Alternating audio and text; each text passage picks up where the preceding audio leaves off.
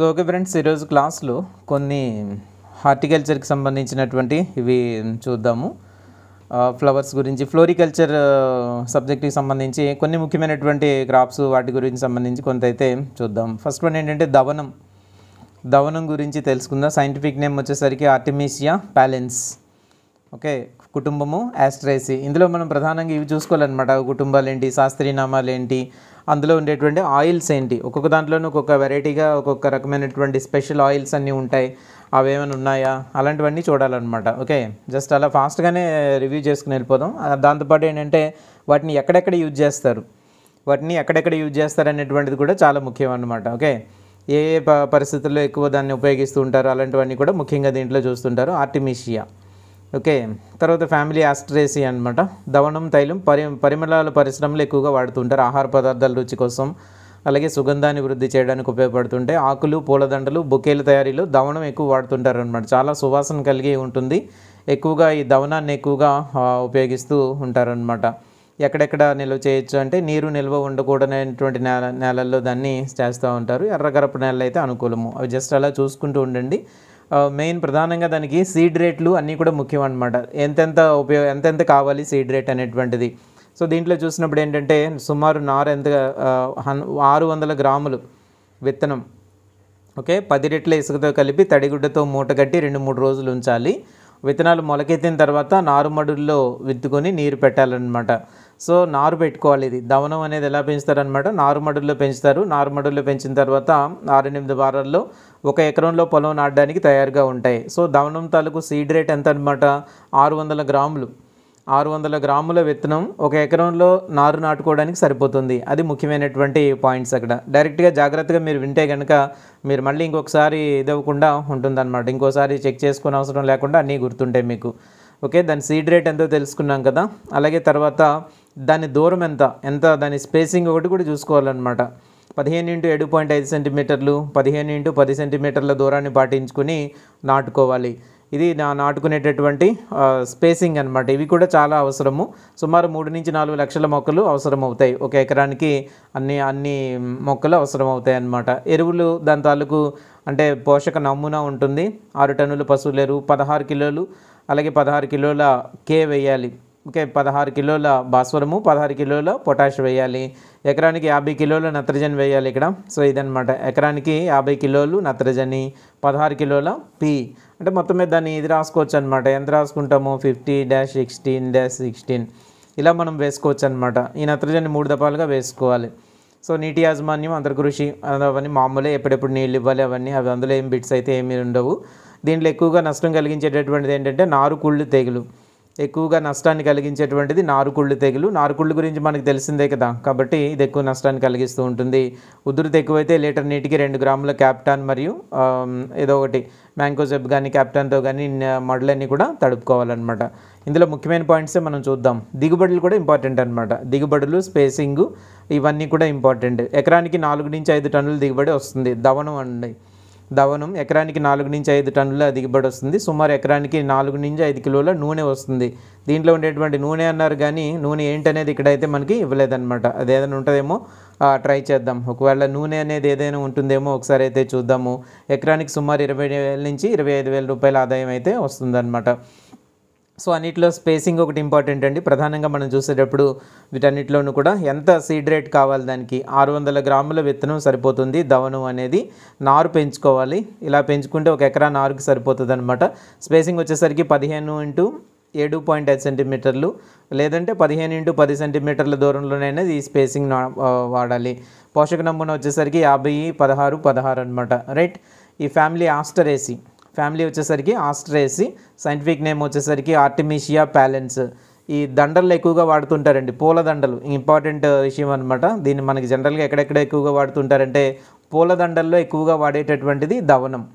పూలదండల్లో బాగా ఎక్కువగా వాడుతుంటారనమాట. దీన్ని కొద్దిగా పెడితే అదొక రకమైనటువంటి అద్భుతమైనటువంటి ఒక స్మెల్ అంటే ఒక పరిమళం లాంటిది అయితే వస్తుంది అనమాట. అది చాలా చాలా ఇంపార్టెంట్. సో దవనం అనేటువంటిది ఆస్ట్రేసి కుటుంబానికి చెందినటువంటి ఆ మొక్క. ఓకే, దవనం అనేది దేనికి సంబంధించింది, ఆస్టరేసికి సంబంధించినటువంటి మొక్క. ఆర్టెమిసియా ప్యాలెన్స్ ఇది దవనం అనమాట. ఇంకొక మొక్క దగ్గరికి అయితే వెళ్దాము. ఏంటంటే ఉన్నాయో చూద్దాం. Paneer or geranium. Okay, paneer or geranium అని చెప్పేసి రెండోది అనమాట. ఇది కింద నుంచి అలా వెళ్దాం, వెనక నుంచి వద్దు. ఎన్ని క్రాప్లు అయితే చెప్పగలిగితే అన్నీ చెప్పుకుందాం అనమాట. సో జెరేనియం అంటాం. పెలర్గోనియం గ్రేవియోలెన్స్, శాస్త్రీయ నామం వచ్చేసరికి పెలర్గోనియం గ్రేవియోలెన్స్. తెలుగు మీకు ఇలా ఇంగ్లీష్లో చదవడం కష్టమైతే తెలుగులో రాసుకోండి. పెలర్గోనియం గ్రేవియోలెన్స్.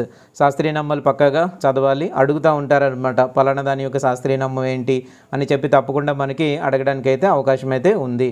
సో కుటుంబం జెరానియేసి, కుటుంబం వచ్చేసరికి జెరానియేసి. అలాగే ఆవిర్భావం కూడా కొన్నిటికి ఉన్నాయి, చాలా వాటికి ఆవిర్భావాలు లేవు, చాలా వాటికి ఆవిర్భావాలు అయితే ఉన్నాయన్నమాట. ఆవిర్భావాలు ఉన్న వాటన్నిటికీ ఉన్నట్టు చదువుకుంటాం, లేకపోతే ఏం చేస్తాం. ఓకే, ఆవిర్భావం ఉందనుకోండి, అది ఖచ్చితంగా మనం అయితే చదువుకోవాలి. ఆవిర్భావం ఇక్కడ సౌత్ ఆఫ్రికా.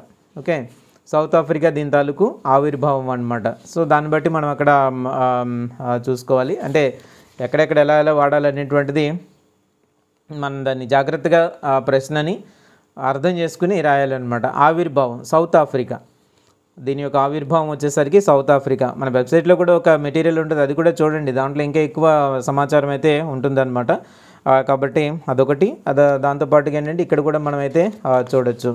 సో పన్నీర్ని ఏమంటున్నామంటే పెలర్గోనియం గ్రేవియోలెన్స్ అని చెప్పేసి పిలుస్తున్నాం. జెరానియేసి ఇదొకటి. దీంట్లో ఉండేటటువంటి రకాలు ఇచ్చారు ఇక్కడ. HRS horticulture research station Kodaikanal వారి చేత రూపొందించబడినటువంటిది కొడైకెనాల్ 1. ఎక్కువగా ఈ రకాలు ఇంపార్టెంట్ అనమాట. రేపు ఒలేరికల్చర్ క్లాస్లో అయితే రేపు చెప్పుకుందాము. ఈరోజు ఇవి చూడండి, పువ్వుల గురించి, ఔషధ మొక్కల గురించి, ఫ్లోరికల్చర్ గురించి ఇందులో చూస్తున్నాం అనమాట. సో దీని మీద పెలర్గోనియం గ్రేవియోలెన్స్ ఇది వచ్చేసరికి పన్నీరు ఒక రకం అనమాట.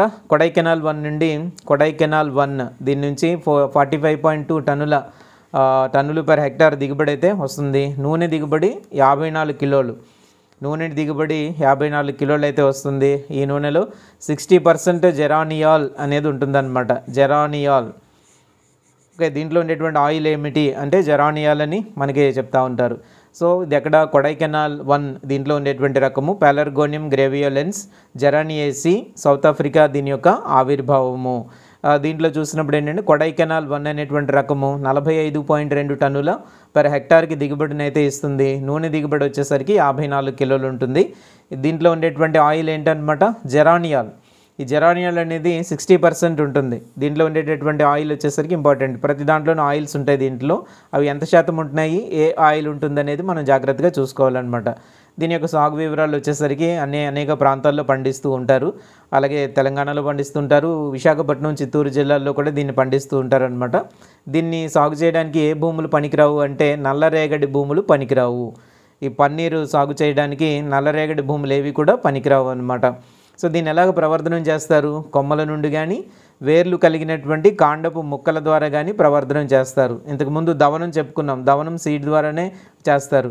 అయితే దీంట్లో ఏంటంటే కొమ్మల నుండి కానీ లేకపోతే వేర్లు కలిగినటువంటి కాండపు ముక్కల ద్వారా కానీ దీని యొక్క ప్రవర్ధనం అనేది చేస్తారనమాట. అంటే వేరే దాంట్లో నాటుకోవడం అంతా కూడా అలాగా చేసుకుంటాం అనమాట. ఓకే, సో అంతర కృషి వచ్చేసరికి ఎలా చేయాలి, 2-3 నెలల వరకు ఎటువంటి కలుపు మొక్కలు రాకుండా చూసుకోవాలి. అది ఓకే, వదిలేసేయండి. ఇప్పుడు అవన్నీ ఎగ్జామినేషన్లో ఎన్ని నెలలకి అంతర కృషి చేయాలి అలాంటివి ఏమీ అడిగే అవకాశం ఉండదు. పంట కోత ఎప్పుడు చేయాలి, రైట్, 5 నుంచి 6 మాసాల తర్వాత మొదటి పంట వస్తుంది. ఇంపార్టెంట్ అంశాలు అనమాట. సో పన్నీరు ఎన్ని రోజులకి పంటకు వస్తుంది అంటే 5 నుంచి 6 మాసాల తర్వాత పంట కోతకి వస్తుంది. పంట కోతలు 3 మాసాలకు ఒకసారి అయితే తీసుకోవచ్చు. పంటను 2-3 సంవత్సరాల వరకు లాభదాయకంగా తీసుకోవచ్చు. పన్నీరు పంట పెలర్గోనియం గ్రేవియోలెన్స్ అనేటువంటిది. ఓకే, మొక్క భాగాలు కొన్ని ఆకులను మాత్రమే వదిలి మిగతా కొమ్మలను ఆకులను పూర్తిగా అయితే కోసుకోవాలి. పంట కోసుకునేటప్పుడు ఇందులో ఏమేమి కోసుకుంటాం అనమాట. దీంట్లో చూడండి, మొక్క యొక్క లేత భాగాలు మరియు కొన్ని ఆకులు వదిలేస్తామండి. మిగిలినటువంటి కొమ్మలు ఆకులు పూర్తిగా కోసుకోవాలి. మనకు కావలసినటువంటి అది పంట కోసేటప్పుడు మొక్కలు కుదుళ్ళు కదలకుండా జాగ్రత్త తీసుకోవాలి. నేలమట్టం వరకు అయితే కోయకూడదు. ఏం చేస్తామన్నమాట, కొమ్మలు ఆకులు మొదల్లో ఉండేటువంటివన్నీ లేతవన్నీ కాకుండా మిగిలినటువంటి కొమ్మల్ని ఆకుల్ని తీసుకుంటాం అన్నమాట. ఈ పన్నీరు మొక్క ఇది ఒక బహువార్షిక మొక్క అనమాట. 2-3 సంవత్సరాల వరకు కూడా ఇది అందుబాటులో ఉంటుంది. ఓకే, ఇది ఇంపార్టెంట్. దీంట్లో జెరానియాల్ అనేటువంటిది ఉంటుంది. దీన్ని కూడా దేనికి వాడతారు అంటే ఖరీదైనటువంటి సబ్బుల్లో పరిమళాల కోసం, సౌందర్య సాధనాల తయారీలో ఎక్కువగా దీన్ని అయితే ఉపయోగిస్తూ ఉంటారు.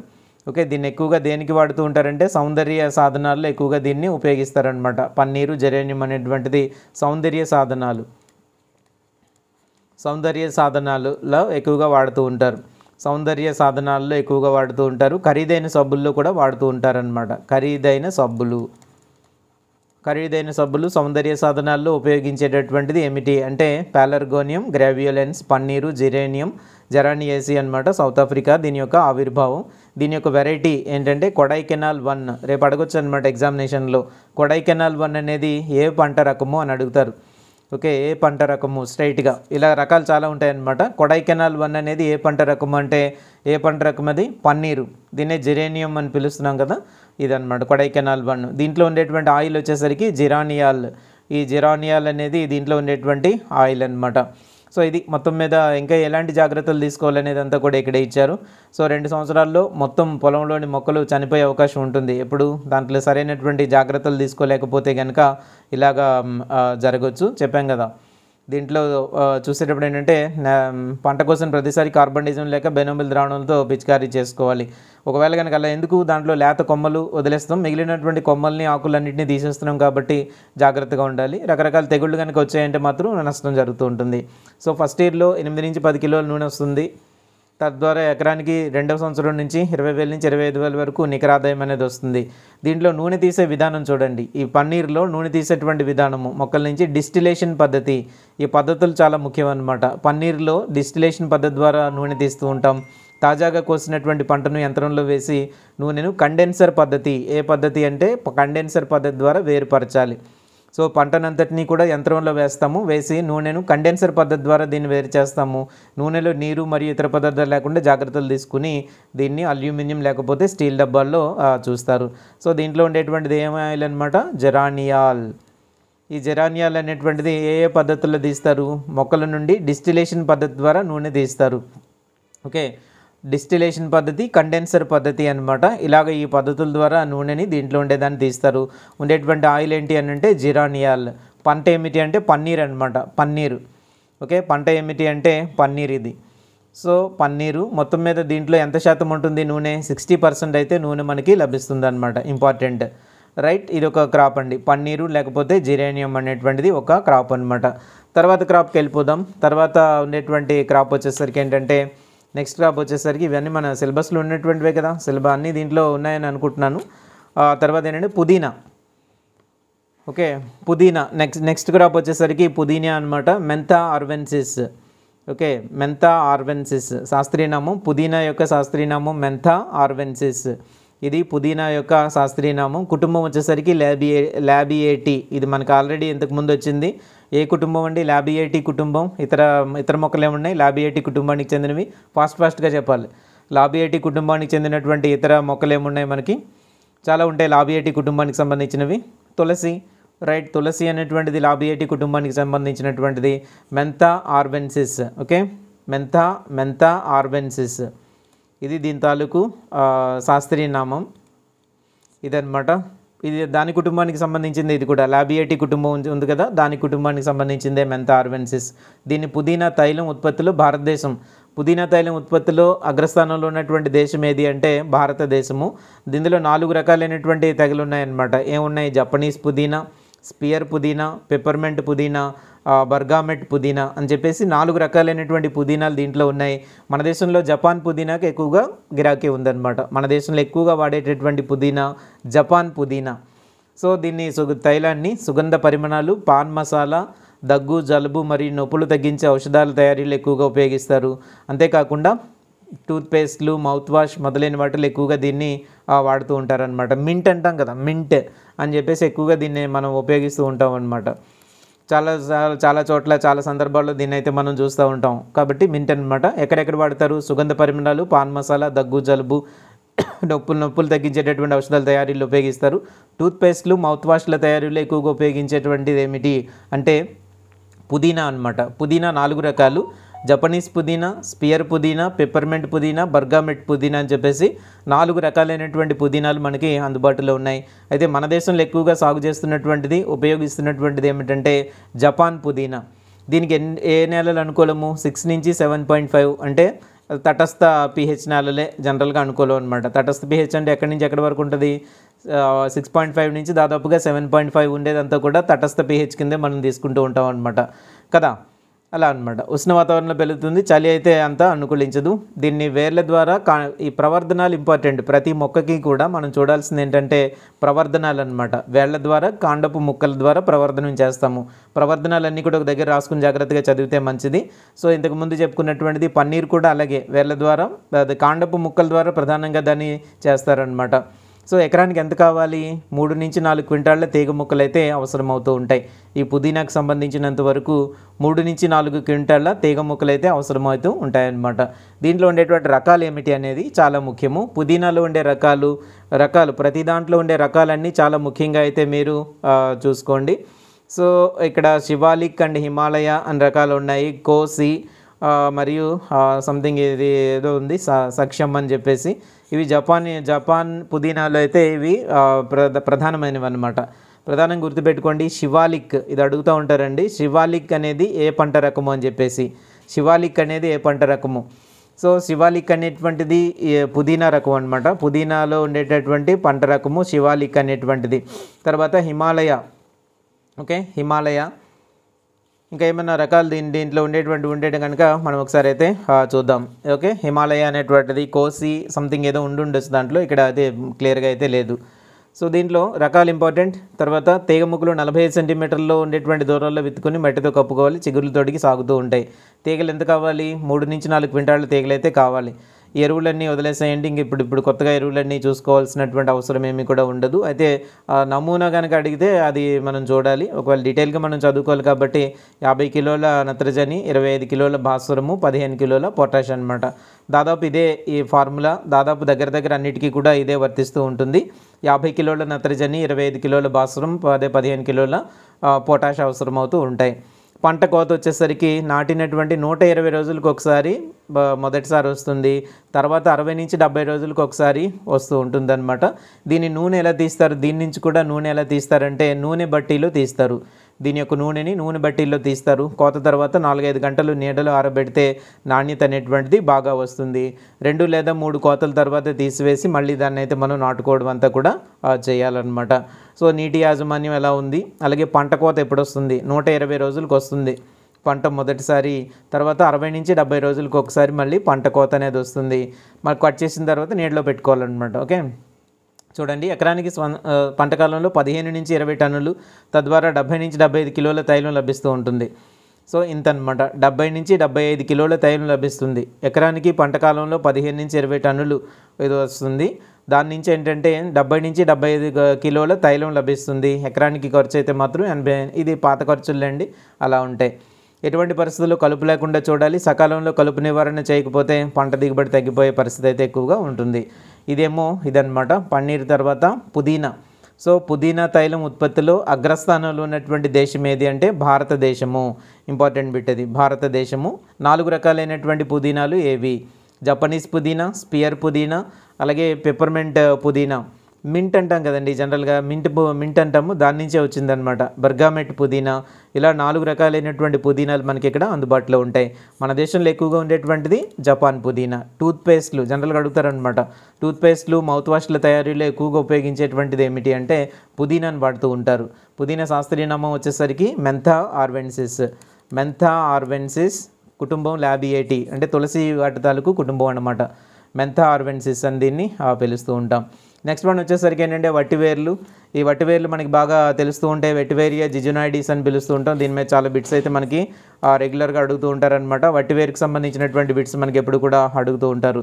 సో ఈ వట్టివేరు అనేక సందర్భాల్లో మనకు కనిపిస్తూ ఉంటుంది. వట్టివేరు ఈ ఫ్యాన్ అండ్ ప్యాడ్ కూలింగ్ సిస్టంలో కూడా చూస్తూ ఉంటాం. అంటే అక్కడ మన దీంట్లో ఉంటాయి కదా, మన గ్రీన్ హౌస్లో మనం చూసేటప్పుడు ఏంటంటే గ్రీన్ హౌస్లో చూసినప్పుడు అక్కడ కనిపిస్తూ ఉంటుంది వట్టివేరు తడికలు అని చెప్తాం కదా. దీన్నే ఏమంటారంటే కష్ గ్రాస్ అని పిలుస్తూ ఉంటాం. ఓకే, దీన్నే ఏమని పిలుస్తూ ఉంటారంటే కష్ గ్రాస్ అని పిలుస్తూ ఉంటాం అనమాట. ఓకే, ఇది జాగ్రత్తగా గుర్తుపెట్టుకోండి. కుష్ గ్రాస్ ఆర్ కష్ గ్రాస్ అని పిలుస్తూ ఉంటాము. ఇదే వెటివేరియా జిజోనాయిడిస్, దీన్నే వట్టివేరు అని పిలుస్తాము. కుటుంబం ఇంపార్టెంట్, గ్రామినే. దీని యొక్క ఆవిర్భావము ఇండియా అండ్ శ్రీలంక. ఇక్కడ ఆవిర్భవించినట్టు చెప్తారు. వెటివేరియా జిజోనాయిడిస్ అనమాట. వెటివేరియా వెటివేరియా జిజోనాయిడిస్. ఇంపార్టెంట్, ఇది కస్గ్రాస్ అని పిలుస్తుంది, దీన్ని ఎక్కువగా వాడుతూ ఉంటారనమాట. ఇది ఈ వేర్లకి, వీటి తాలూకు వేర్లకి నీటిని నిలబెట్టుకునే శక్తి ఎక్కువగా ఉంటుందన్నమాట. ఒకసారి చూద్దాం. దీంట్లో చూసినప్పుడు ఏంటంటే వేర్ల నుంచి తీసినటువంటి సుగంధ తైలాన్ని పరిమళ సబ్బుల తయారీలో వాడతారు, చల్లని పానీయాల తయారీకి కూడా వాడతారు, సౌందర్య సాధనాల తయారీకి ఉపయోగిస్తారు. దీని యొక్క వేర్లతో బుట్టలు, చేతి పంకాలు, చేపల తయారీకి వాడుతూ ఉంటారనమాట. సో పాత రోజుల్లో అయితే ఏసీలు అంత ఎక్కువగా వాడకం లేనటువంటి రోజుల్లో ఈ వట్టివేరుతో తడికలు చేస్తుండేటువంటి వారు అనమాట. తడిక అంటారు. సో వట్టివేరుతో తడిక లేకపోతే చాపలల్లి మన కిటికీల దగ్గర వేసుకుని దాన్ని రోజు తడుపుకుంటూ ఉండేటువంటి వాళ్ళు అనమాట. వేసవకాలం వచ్చేటప్పటికి ఈ వట్టివేరుతో చేపలు తయారు చేసి మన కిటికీల ముందు ఒక తెరలాగా కట్టుకొని వాటికి ఒకసారి కనుక మనం నీళ్లు దానిపైన చిలకరిస్తే ఆ రోజంతా వాటిని నిలబెట్టుకొని చల్లదనాన్ని రూమ్లోకి ఇస్తూ ఉండేటువంటివి అనమాట. న్యాచురల్గా ఉండేటువంటిది. ఇప్పుడంటే ఏసీలు వచ్చాయి కాబట్టి ఎక్కడ కూడా వాడటం లేదు. ఈ వట్టివేరు చేపలను ఎక్కువగా వాడుతుండేటువంటి వాళ్ళు అనమాట. ఏసీకి ప్రత్యామ్నాయంగా ఉపయోగించేది కూడా ఇదే. ఓకే, ఏసీకి ప్రత్యామ్నాయంగా ఈ చేపలను ఉపయోగిస్తారు. మీకు అలా కూడా అడగొచ్చు అనమాట. ఏసీకి ప్రత్యామ్నాయంగా ఈ చేపలను ఉపయోగిస్తారు అంటే వట్టివేరు చేపలు. ఓకే, వట్టివేరు చేపలు చాలా ఇంపార్టెంట్ క్లాస్. కొద్దిగా ఓపికగా ఉండండి ఒక గంట సేపు, మీకు మంచి ఇంపార్టెంట్ బిట్స్ అన్ని కూడా నేను చెప్తాను. రైట్, ఇందులో దీని తాలూకు క్షార ఉదజని సూచిక 9 ఉండేటువంటి భూముల్లో, నీరు నిలిచి ఉండేటువంటి నేలల్లో కూడా దీన్ని అయితే పండించవచ్చు. తేలికైనటువంటి నిస్సారవంతమైనటువంటి భూముల్లోనూ, క్షార భూముల్లోనూ పెంచదగినటువంటి మొక్క ఏమిటి అంటే వట్టివేరు అనమాట. వట్టివేరు. ఓకే, మీకు అడగొచ్చు అనమాట. ఉదజని సూచిక 9 ఉండేటువంటి పొలాల్లో కూడా పెంచదగినటువంటి మొక్కలు ఏవి అంటే వట్టివేర్లు. ఉదజని సూచిక 9 ఉండేటువంటి భూముల్లో కూడా పెంచదగినటువంటి మొక్కలు ఏమి అంటే అది ఏంటన్నమాట క్షార పొలాల్లో, క్షార భూముల్లో కూడా అనమాట. క్షార భూముల్లో కూడా ఇది బాగా పండించుకోవచ్చు. చాలా ఇంపార్టెంట్ అయినటువంటి బిట్టు. తేలికైనటువంటి నిస్సారవంతమైనటువంటి క్షార భూముల్లో కూడా దీన్ని అయితే మనం పండించవచ్చు అనమాట. ఇది చాలా ముఖ్యమైనటువంటి అంశం. తర్వాత వాతావరణం ఉష్ణ మరియు సమశీతోష్ణ మండలాలు ఇలా ఎక్కడైనా పండుతుంది. దీనికి ఎంత వర్షపాతం కావాలి అంటే 100 నుంచి 200 సెంటీమీటర్లు, 21 నుంచి 44 డిగ్రీల సెల్సియస్ ఉష్ణోగ్రత మరియు మధ్య రకం తేమ దీనికి అనుకూలంగా ఉంటుంది. రకాలు వచ్చేసరికి పక్కనే కొద్దిగా రాశారు చూడండి, ఏవో కొన్ని రకాలు. అఖిల, భరత్పూర్, మూసానగర్ అని చెప్పేసి కొన్ని రకాల పేర్లు అయితే ఇక్కడ యాడ్ చేశారు. మరి అవి అలా చూసుకోవడమే అక్కడ. ఓకే, అక్కడ రాశారు కాబట్టి అవి చదువుకోండి చాలా జాగ్రత్తగా. అఖిల, భరత్పూర్ అండ్ మూసానగర్ రకాలు. వట్టివేరు పంటకు సంబంధించినటువంటి రకాలు ఏమి అంటే ఇలా అన్నమాట. సో దీన్ని ఏ విధంగా వృద్ధి చేస్తారు అని అంటే పిలకల ద్వారా వృద్ధి చేస్తారు. తొలి దశలో మొక్కలు నాటుకునే వరకు 4 నుంచి 5 రోజులకు ఒకసారి, తర్వాత 15 రోజులకు ఒకసారి నీరు అందిస్తే చాలు. ఎందుకంటే దీని యొక్క వేర్లకి నీటిని నిలబెట్టుకునేటువంటి శక్తి ఉంటుందన్నమాట. వన్స్ ఒకసారి వాటి కనుక నీరుని అది పీల్చుకున్నది అంటే ఎక్కువ రోజుల పాటు నీటిని అలా పట్టి ఉంచుతుంది. అలాంటి శక్తి ఉంటుంది కాబట్టి కొంచెం మనము ఎక్కువగా నీరు అందించాల్సిన అవసరం కూడా దీనికి అంతగా ఉండదన్నమాట. ప్రత్యేకం కస్గ్రాస్ అని దీన్నే పిలుస్తూ ఉంటాం. సో కస్గ్రాస్ అని పిలిచేటటువంటిది వెటివేరియా జిజోనాయిడిస్ అనమాట. దీన్ని అనేక సందర్భాల్లో వాడుతూ ఉంటారు. ఆ రూట్స్ దాని తాలూకు వేర్ల తాలూకు లక్షణాలను బట్టి ఇప్పుడు వాళ్ళు కాంటూర్ సేద్యంలో కూడా దీన్ని అయితే వాడుతూ ఉంటారనమాట. కాంటూర్ సేద్యంలో కూడా దీన్ని ఉపయోగిస్తూ ఉంటారు. ఓకే, అంటే అక్కడ కొట్టుకుపోకుండా, ఎరోజన్ జరగకుండా దీన్ని కాంటూర్ బండ్స్లో కూడా వాడుతూ ఉంటారనమాట.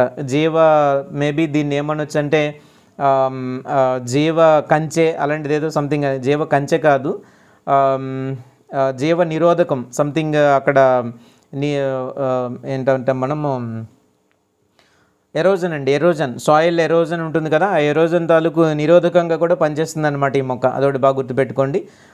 అలాగా. సో ఇంకా మనకి ఇక్కడ చూస్తే ఏంటంటే 15 నుంచి 18 నెలల తర్వాత వేళ్లను తవ్వి తీయాలి. వేళ్ళు దీంట్లో ఉపయోగపడేవి ఏంటంటే వేళ్ళు అనమాట. ఎక్కువగా ఉపయోగపడేటువంటివి వేళ్ళు, అవి బాగా ఉపయోగపడతాయి. దాన్నే మనకి ఉపయోగించుకుంటూ ఉంటాం అనమాట. సో వేళ్ళని సేకరించిన తర్వాత నాణ్యత లేనటువంటి తైలం వస్తుంది. అంటే ఇంతకంటే ముందు వేర్లను సేకరిస్తే ఇప్పుడు 15 నుంచి 18 నెలల తర్వాత అంటే 1.5 ఇయర్ తర్వాత మనం తీయాలి వేళ్ళు. లేకపోతే సరైనటువంటి క్వాలిటీ లేనటువంటి దీని నుంచి ఆయిల్ అయితే వస్తుందన్నమాట. 3 నుంచి 4 రోజుల పాటు నీటిలో పెట్టి తీసుకోవచ్చు.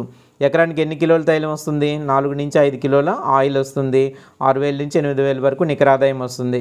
సో నాన్ సీడ్లింగ్ వెరైటీ అని చెప్పేసి హైబ్రిడ్ 78 అని ఉంది. దీన్ని కూడా ఇక్కడ రాశారు, చదవండి. అయితే హైబ్రిడ్ 78 అనేది కూడా ఒక రకము. అదేవిధంగా అఖిల, భరత్పూర్, మూసానగర్ అనేవి కూడా కొన్ని రకాలు దీంట్లో ఉండేటువంటివి. ఇక్కడ ఉన్నాయి చూడండి, ఉత్తర భారత మరియు దక్షిణ భారత రకాలు మరియు సుగంధధారిణి రకాలు అని చెప్పేసి ఇక్కడ ఉన్నాయి. అఖిల, భరత్పూర్, మూసానగర్, అలాగే హైబ్రిడ్ 78. అంతర్సేద్యం ఎప్పటికప్పుడు తీస్తూ ఉండాలి. కలుపు మొక్కలు, వేర్లు అవన్నీ కూడా జాగ్రత్తగా చూసుకోవాలి, లేకపోతే ఆటోమేటిక్గా పంటకి ఎలా నష్టం కలగాలో అలా నష్టం కలుగుతూ ఉంటుంది. శాస్త్రీయ నామం వచ్చేసరికి వెటివేరియా జిజోనైడిస్, చాలా ఇంపార్టెంట్ క్రాప్ ఇది, అనేక సందర్భాల్లో వస్తుందన్నమాట. ఇక్కడే వస్తుంది, కస్గ్రాస్ అని చెప్పాం కదా అక్కడ వస్తుంది, అలాగే కాంటూర్ కల్టివేషన్లో వస్తుంది. దీని తాలూకు కుటుంబం వచ్చేసరికి గ్రామినే, కుటుంబం గ్రామినే. వెటివేరియా జిజోనైడిస్ ఎక్కువ ఎగ్జామ్లో బిట్ ఎక్స్పెక్ట్ చేయాల్సినటువంటి ఇదనమాట, వెటివేరియా జిజోనైడిస్. సో వెటివేరియా జిజోనైడిస్ అనే దాన్ని మనం ఎగ్జామినేషన్లో ఎక్స్పెక్ట్ చేయొచ్చు ఒక బిట్ అనమాట. రైట్, తర్వాత చూద్దాము. తర్వాత క్రాప్లోకి కనుక మనం వెళ్ళేటట్టయితే ముఖ్యమైనటువంటి క్రాప్స్ నేను టచ్ చేసుకుంటూ వెళ్తాను, ఇది మనకి అది ఎక్కువ టైం అయితే ఉండదు కదా. సో దీంట్లో ఏంటంటే ఇక్కడ ఒకటి చూద్దాము, పామరోజా గురించి ఒకటి ఉంది, పామరోజా. సో ఈ పామరోజా సింబోపోగా మార్టిని శాస్త్రీయ నామాలు జాగ్రత్తగా గుర్తుపెట్టుకోవాలి. సో పామరోజా నాకు ఎందుకంటే ఈ చివరి నుంచి చెప్తున్నాను, ఈ మొదట్లో ఉండేటువంటివి 2-3 చదువుతారు కానీ ఆ తర్వాత ఉండేటువంటివి ఏవి కూడా మీరు చదవరు అనమాట, కాబట్టి అదొకటి గుర్తుపెట్టుకోండి. సో పామరోజా, ఓకే, పామరోజా రోసాగడ్డి అంటారు, దీన్నే రోసాగడ్డి అని కూడా పిలుస్తూ ఉంటారనమాట, రోసాగడ్డి. ఓకే, పామరోజా రోసాగడ్డి.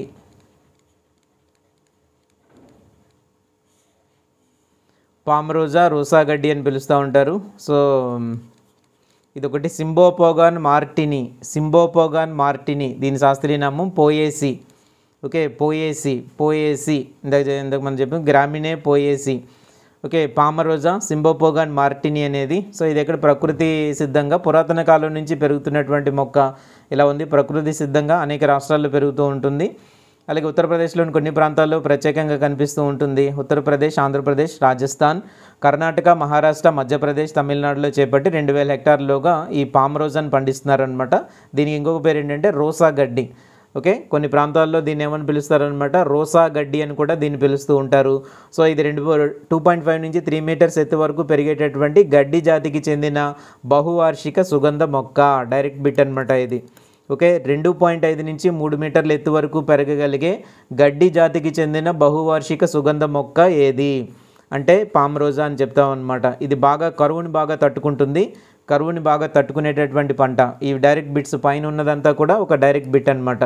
సో ఎత్తు పెరుగుతుంది, గడ్డి జాతికి సంబంధించినటువంటి సుగంధ తైల మొక్క, సుగంధ మొక్క ఒక రకంగా చెప్పాలంటే కరువును బాగా తట్టుకునేటటువంటి శక్తిని కలిగి ఉంటుంది. రైట్, పామరోజా మొక్కల నుంచి తైలం తీస్తూ ఉంటారు. ఈస్ట్ ఇండియా జిరేనియం ఆయిల్ అని, రోసా ఆయిల్ అని పిలుస్తూ ఉంటారు. ఈ ఆయిల్ని ఏమంటారంటే రోసా ఆయిల్ అని పిలుస్తారు, జిరేనియం ఆయిల్ అని కూడా పిలుస్తుంటారు. అక్కడ ఇంతకు ముందు చెప్పుకున్నటువంటిది జిరానియల్ అని చెప్పుకున్నాం కదా ఇంతకు ముందు వచ్చినటువంటి దాంట్లో.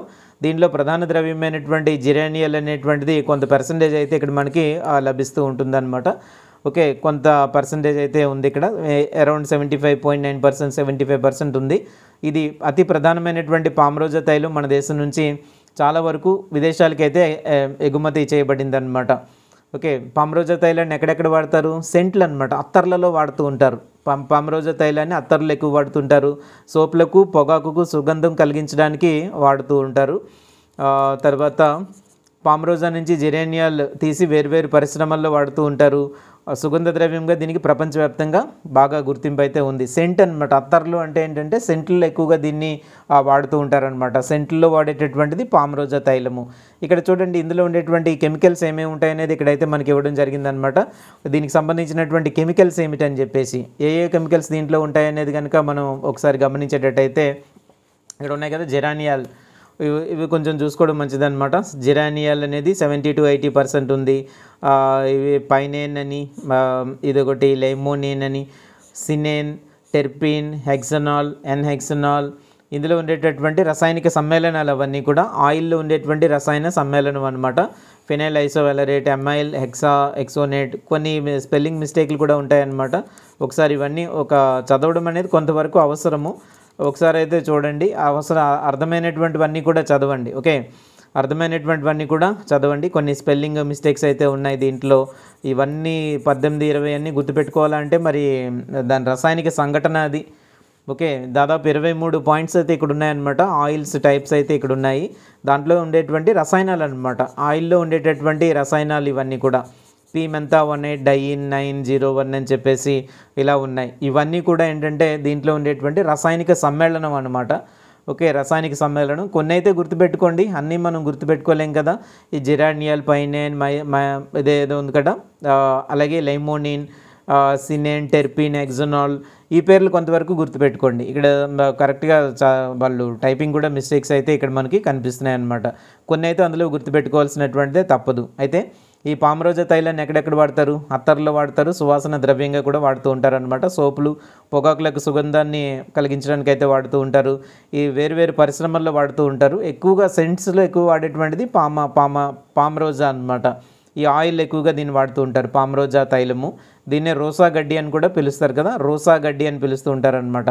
ఓకే, పామరోజా మొక్క, దీన్ని ఈస్ట్ ఇండియా జిరేనియం ఆయిల్ అని కూడా పిలుస్తారు. ఈస్ట్ ఇండియా జిరేనియం ఆయిల్ ఒకటనమాట. బిట్ ఏంటంటే East India, okay, East India geranium oil అని కూడా దీన్ని పిలుస్తారనమాట. East India geranium oil.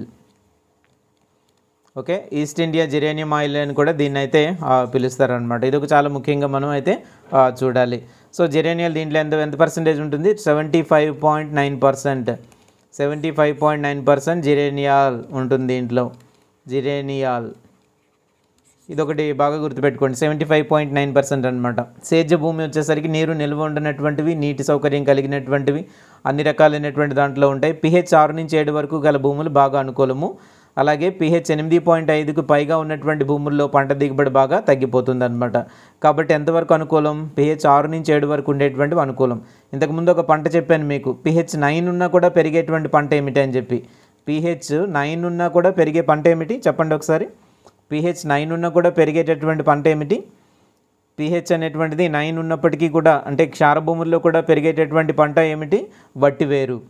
వట్టివేరు అనమాట. సో వట్టివేరు అనేది pH అనేటువంటిది 9 ఉన్నప్పటికీ కూడా, అంటే బాగా క్షారభూమి అయినప్పటికీ కూడా పెరగగలిగేటటువంటి పంట అనమాట. అటువంటిది ఇక్కడ ఒక బిట్ కూడా ఇప్పుడే చెప్పాను కదా మీకు. సో 2.5 నుంచి 3 మీటర్ల ఎత్తు వరకు పెరిగే గడ్డి జాతికి చెందిన బహువార్షిక సుగంధ మొక్క. మొత్తాన్ని సపరేట్గా ఇచ్చేటప్పుడు మనం రాయలేమన్నమాట, జాగ్రత్తగా గుర్తుపెట్టుకోండి. 2.5 నుంచి 3 మీటర్ల ఎత్తు వరకు. 3 మీటర్లు అంటే మనకంటే ఎత్తు పెరుగుతుంది, అర్థమైందా? మనం 1.5 దాదాపు 2 మీటర్లు కూడా ఉండం మనం. కాబట్టి 3 మీటర్స్ వరకు ఎత్తు పెరుగుతుంది, ఇది అంత ఎత్తు పెరుగుతుంది అనమాట. బహువార్షిక సుగంధ మొక్క, బహువార్షిక సుగంధ మొక్క అని పిలుస్తారు దీన్ని. ఇది దేన్ని తట్టుకుంటుందని అంటే కరువుని బాగా తట్టుకునేటటువంటి మొక్క అనమాట. రోసా గడ్డి అని కూడా దీన్ని అయితే పిలుస్తారు. ముఖ్యమైన బిట్స్ అయితే దీంట్లో ఉన్నాయి చూడండి. ఇంకా దీని తాలూకు వాతావరణం అంతా ఉందన్నమాట. ఇది 300 మీటర్ల ఎత్తు వరకు కూడా అంటే ప్రదేశాల్లో కూడా పెరగలుగుతూ ఉంటుంది. సో 10 నుంచి 38 డిగ్రీల వాతావరణము అవసరం అవుతూ ఉంటుంది. 150 సెంటీమీటర్ల వర్షపాతం అయితే దీనికైతే కావాలి. సో విత్తనం ద్వారా అన్నమాట. దేని ద్వారా ప్రవర్ధనం చేస్తారు దీన్ని? విత్తనం ద్వారా కూడా వేసుకోవచ్చు. అంతేకాకుండా స్లిప్పుల ద్వారా, వేరుముక్కల ద్వారా కూడా ప్రవర్ధనం చేయవచ్చు ఇలా అన్నమాట. ఈ 3 రకాలుగాను కూడా దీన్ని అయితే స్లిప్లు, వేరుముక్కల ద్వారా కూడా 3 రకాలుగా దీన్ని ప్రవర్ధనం చేసుకోవచ్చు అనమాట. అయితే విత్తనాలు, లేకపోతే స్లిప్స్, లేకపోతే వేరుముక్కలు, ఇలాగైతే చేసుకోవచ్చు అనమాట. సాగు చేసేవారు విత్తనం ద్వారానే ప్రవర్ధనం చేస్తూ ఉంటారు. సో వాణిజ్యపరంగా చేసేటప్పుడు దేని ద్వారా చేస్తారని అంటే దీని ద్వారానే ప్రవర్ధనం చేస్తూ ఉంటారు, విత్తనం ద్వారానే.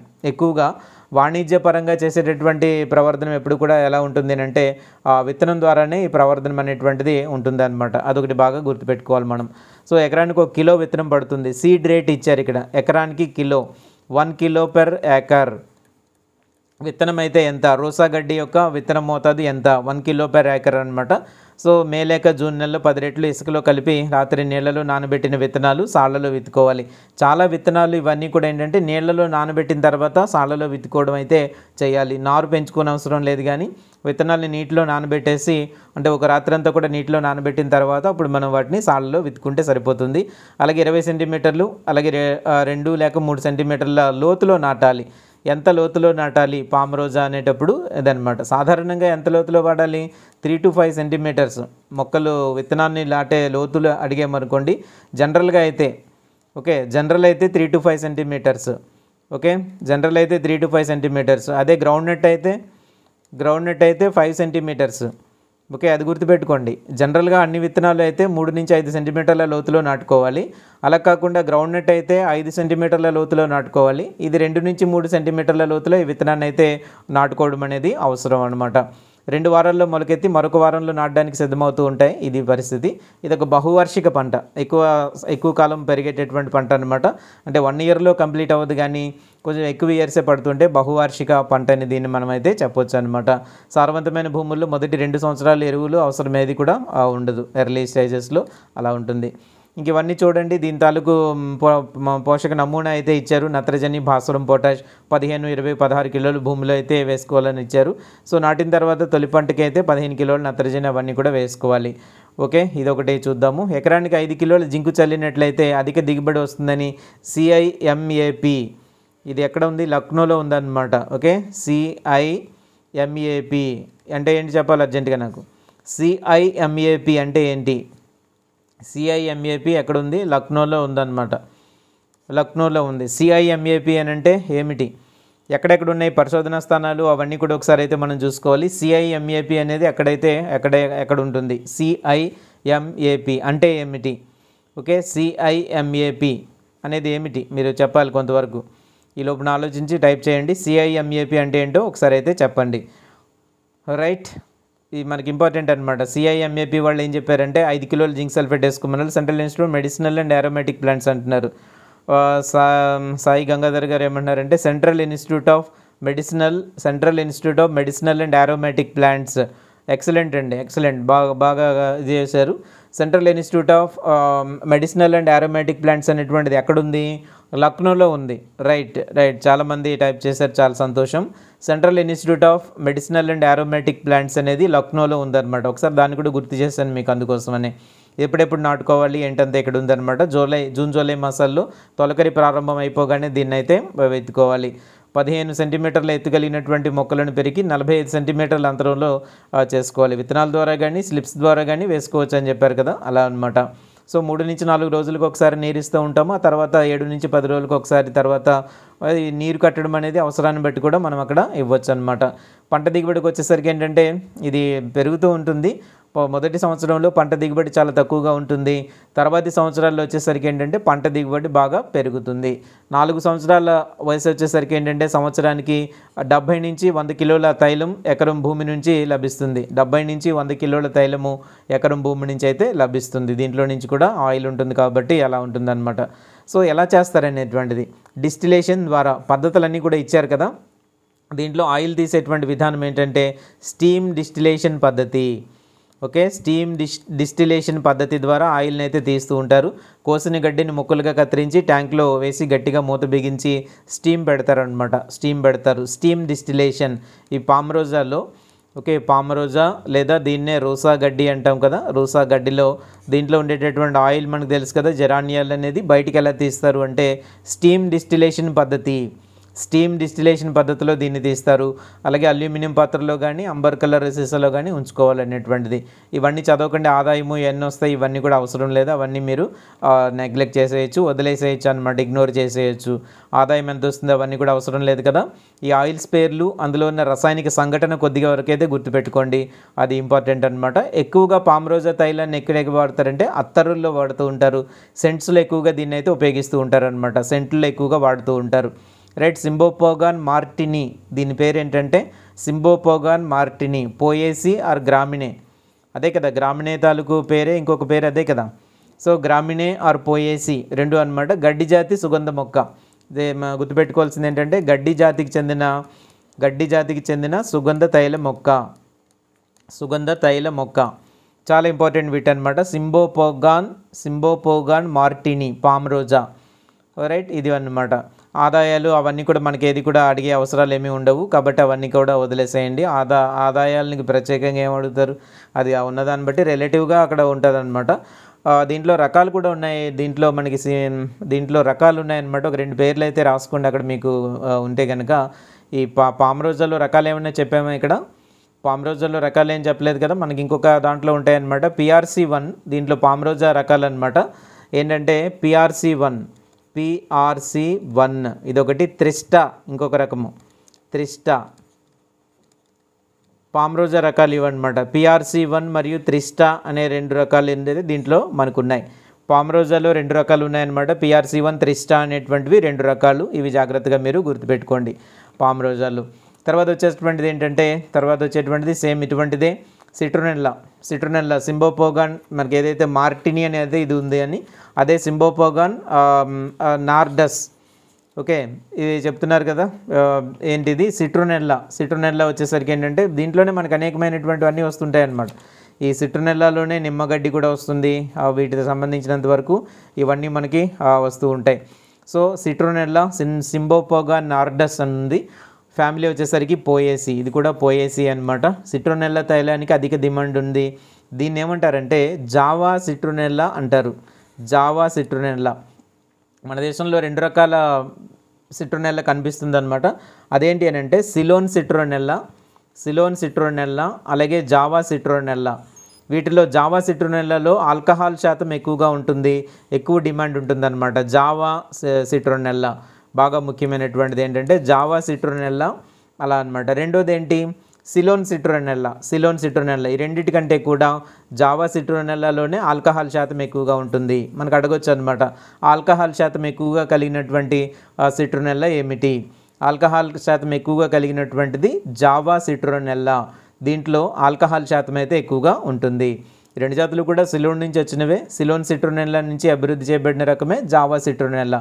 అయినప్పటికీ జావా సిట్రోనెల్లాలోనే ఎక్కువగా ఆల్కహాల్ పర్సంటేజ్ అయితే ఎక్కువగా ఉంటుందన్నమాట. సో జావా సిట్రోనెల్లా ప్రస్తుతం ఎక్కడెక్కడ చేస్తున్నారు ఇవి? ఇండియా, తైవాన్, గ్వాటిమాలా, పాండురస్, అలాగే మలేషియా, బ్రెజిల్ మొదలైనటువంటి దేశాల్లో దీని అయితే సేద్యం చేస్తున్నారు. ఈ పంటను ఎవరు మొదట ప్రవేశపెట్టారు అంటే national botanical research institute, NBRI, national botanical research institute Lucknow వారు మొట్టమొదటిసారిగా మన దేశంలో ప్రవేశపెట్టారు. దీని సిట్రోనెల్లా మొట్టమొదటి ఎవరు పెట్టారంటే NBRI అనమాట. వీళ్ళు ప్రవేశపెట్టారు. బొటానికల్ రీసెర్చ్ ఇన్స్టిట్యూట్ లక్నో, ఇది కూడా లక్నోనే. ఇంతకుముందు ఏదైతే చెప్పుకున్నామో సీమాప్ లాగా ఇది కూడా లక్నోలోనే ఉంది ఇది కూడా. సో జావా సిట్రోనెల్లాలో ఎక్కువ ఆల్కహాల్ ఉంటుందన్నమాట. సుగంధ తైలాన్ని ఇచ్చేటటువంటి బహువార్షిక గడ్డి జాతికి చెందినటువంటి మొక్క ఈ జావా సిట్రోనెల్లా. ఓకే, వింటున్నారా? సో కొంచెం ఫాలో అవ్వండి, కొద్దిగా మీకు ఇంకా ఈజీగా గుర్తుంటాయి. ఆల్రెడీ మీరు ఇప్పటికీ ఇవన్నీ చదువు ఉంటారు కాబట్టి ఇప్పుడు ఇలా చెప్పేటువంటిది మీకు కొంచెం ఈజీగా గుర్తుంటాయని చెప్తున్నాను. ఎన్ని క్రాప్లు అయితే అన్నీ చెప్పుకుందాం, మనం అంతకన్నా మనం ఈ లాస్ట్ మినిట్లో ఏమీ చేయలేము. అయినా మీకు ఒకసారి అది చెప్పాలనేటువంటి అంటే రిమైండ్ చేయడం కోసం అనమాట. ఈ జావా సిట్రోనెల్లా తైలాన్ని అనేక పరిశ్రమల్లో ఉపయోగిస్తారు. దేనికి వాడుతూ ఉంటారు? సబ్బులు, సువాసనల కోసం వాడతారు. దోమలు పారదోలే క్రీముల్లో ఎక్కువగా వాడతారు. ఇది చాలా ఇంపార్టెంట్ అనమాట. సో దోమలు పారదోలేటటువంటి క్రీమ్స్లో వాడుతూ ఉంటారు. చాలా సందర్భాల్లో ఇవి తీసుకొచ్చి కొన్ని కటింగ్స్ తీసుకొచ్చి మన ఇంట్లో పెట్టుకుంటేనే దోమలు దూరంగా వెళ్ళిపోతాయి అన్నమాట. ఈ సిట్రోనెల్లాకి సంబంధించిన వాటిలో ఎక్కువ అటువంటి లక్షణాలు అయితే ఉంటాయి. దోమలు పారదోలేటటువంటి క్రీములు ఎక్కువగా వాడతారు. అలాగే సువాసన ద్రవ్యాల్లో కూడా ఎక్కువగా వాడతారు అనమాట. అత్తరుల్లోనూ కాస్మెటిక్స్లోనూ దీన్ని ప్రధానంగా అయితే ఉపయోగిస్తూ ఉంటారు.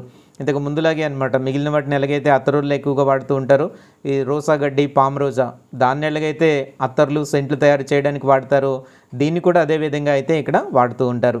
ఇదేంటంటే సిట్రోనెల్లా అనమాట. 2 రకాలైనటువంటి citronella, Ceylon citronella, Java citronella.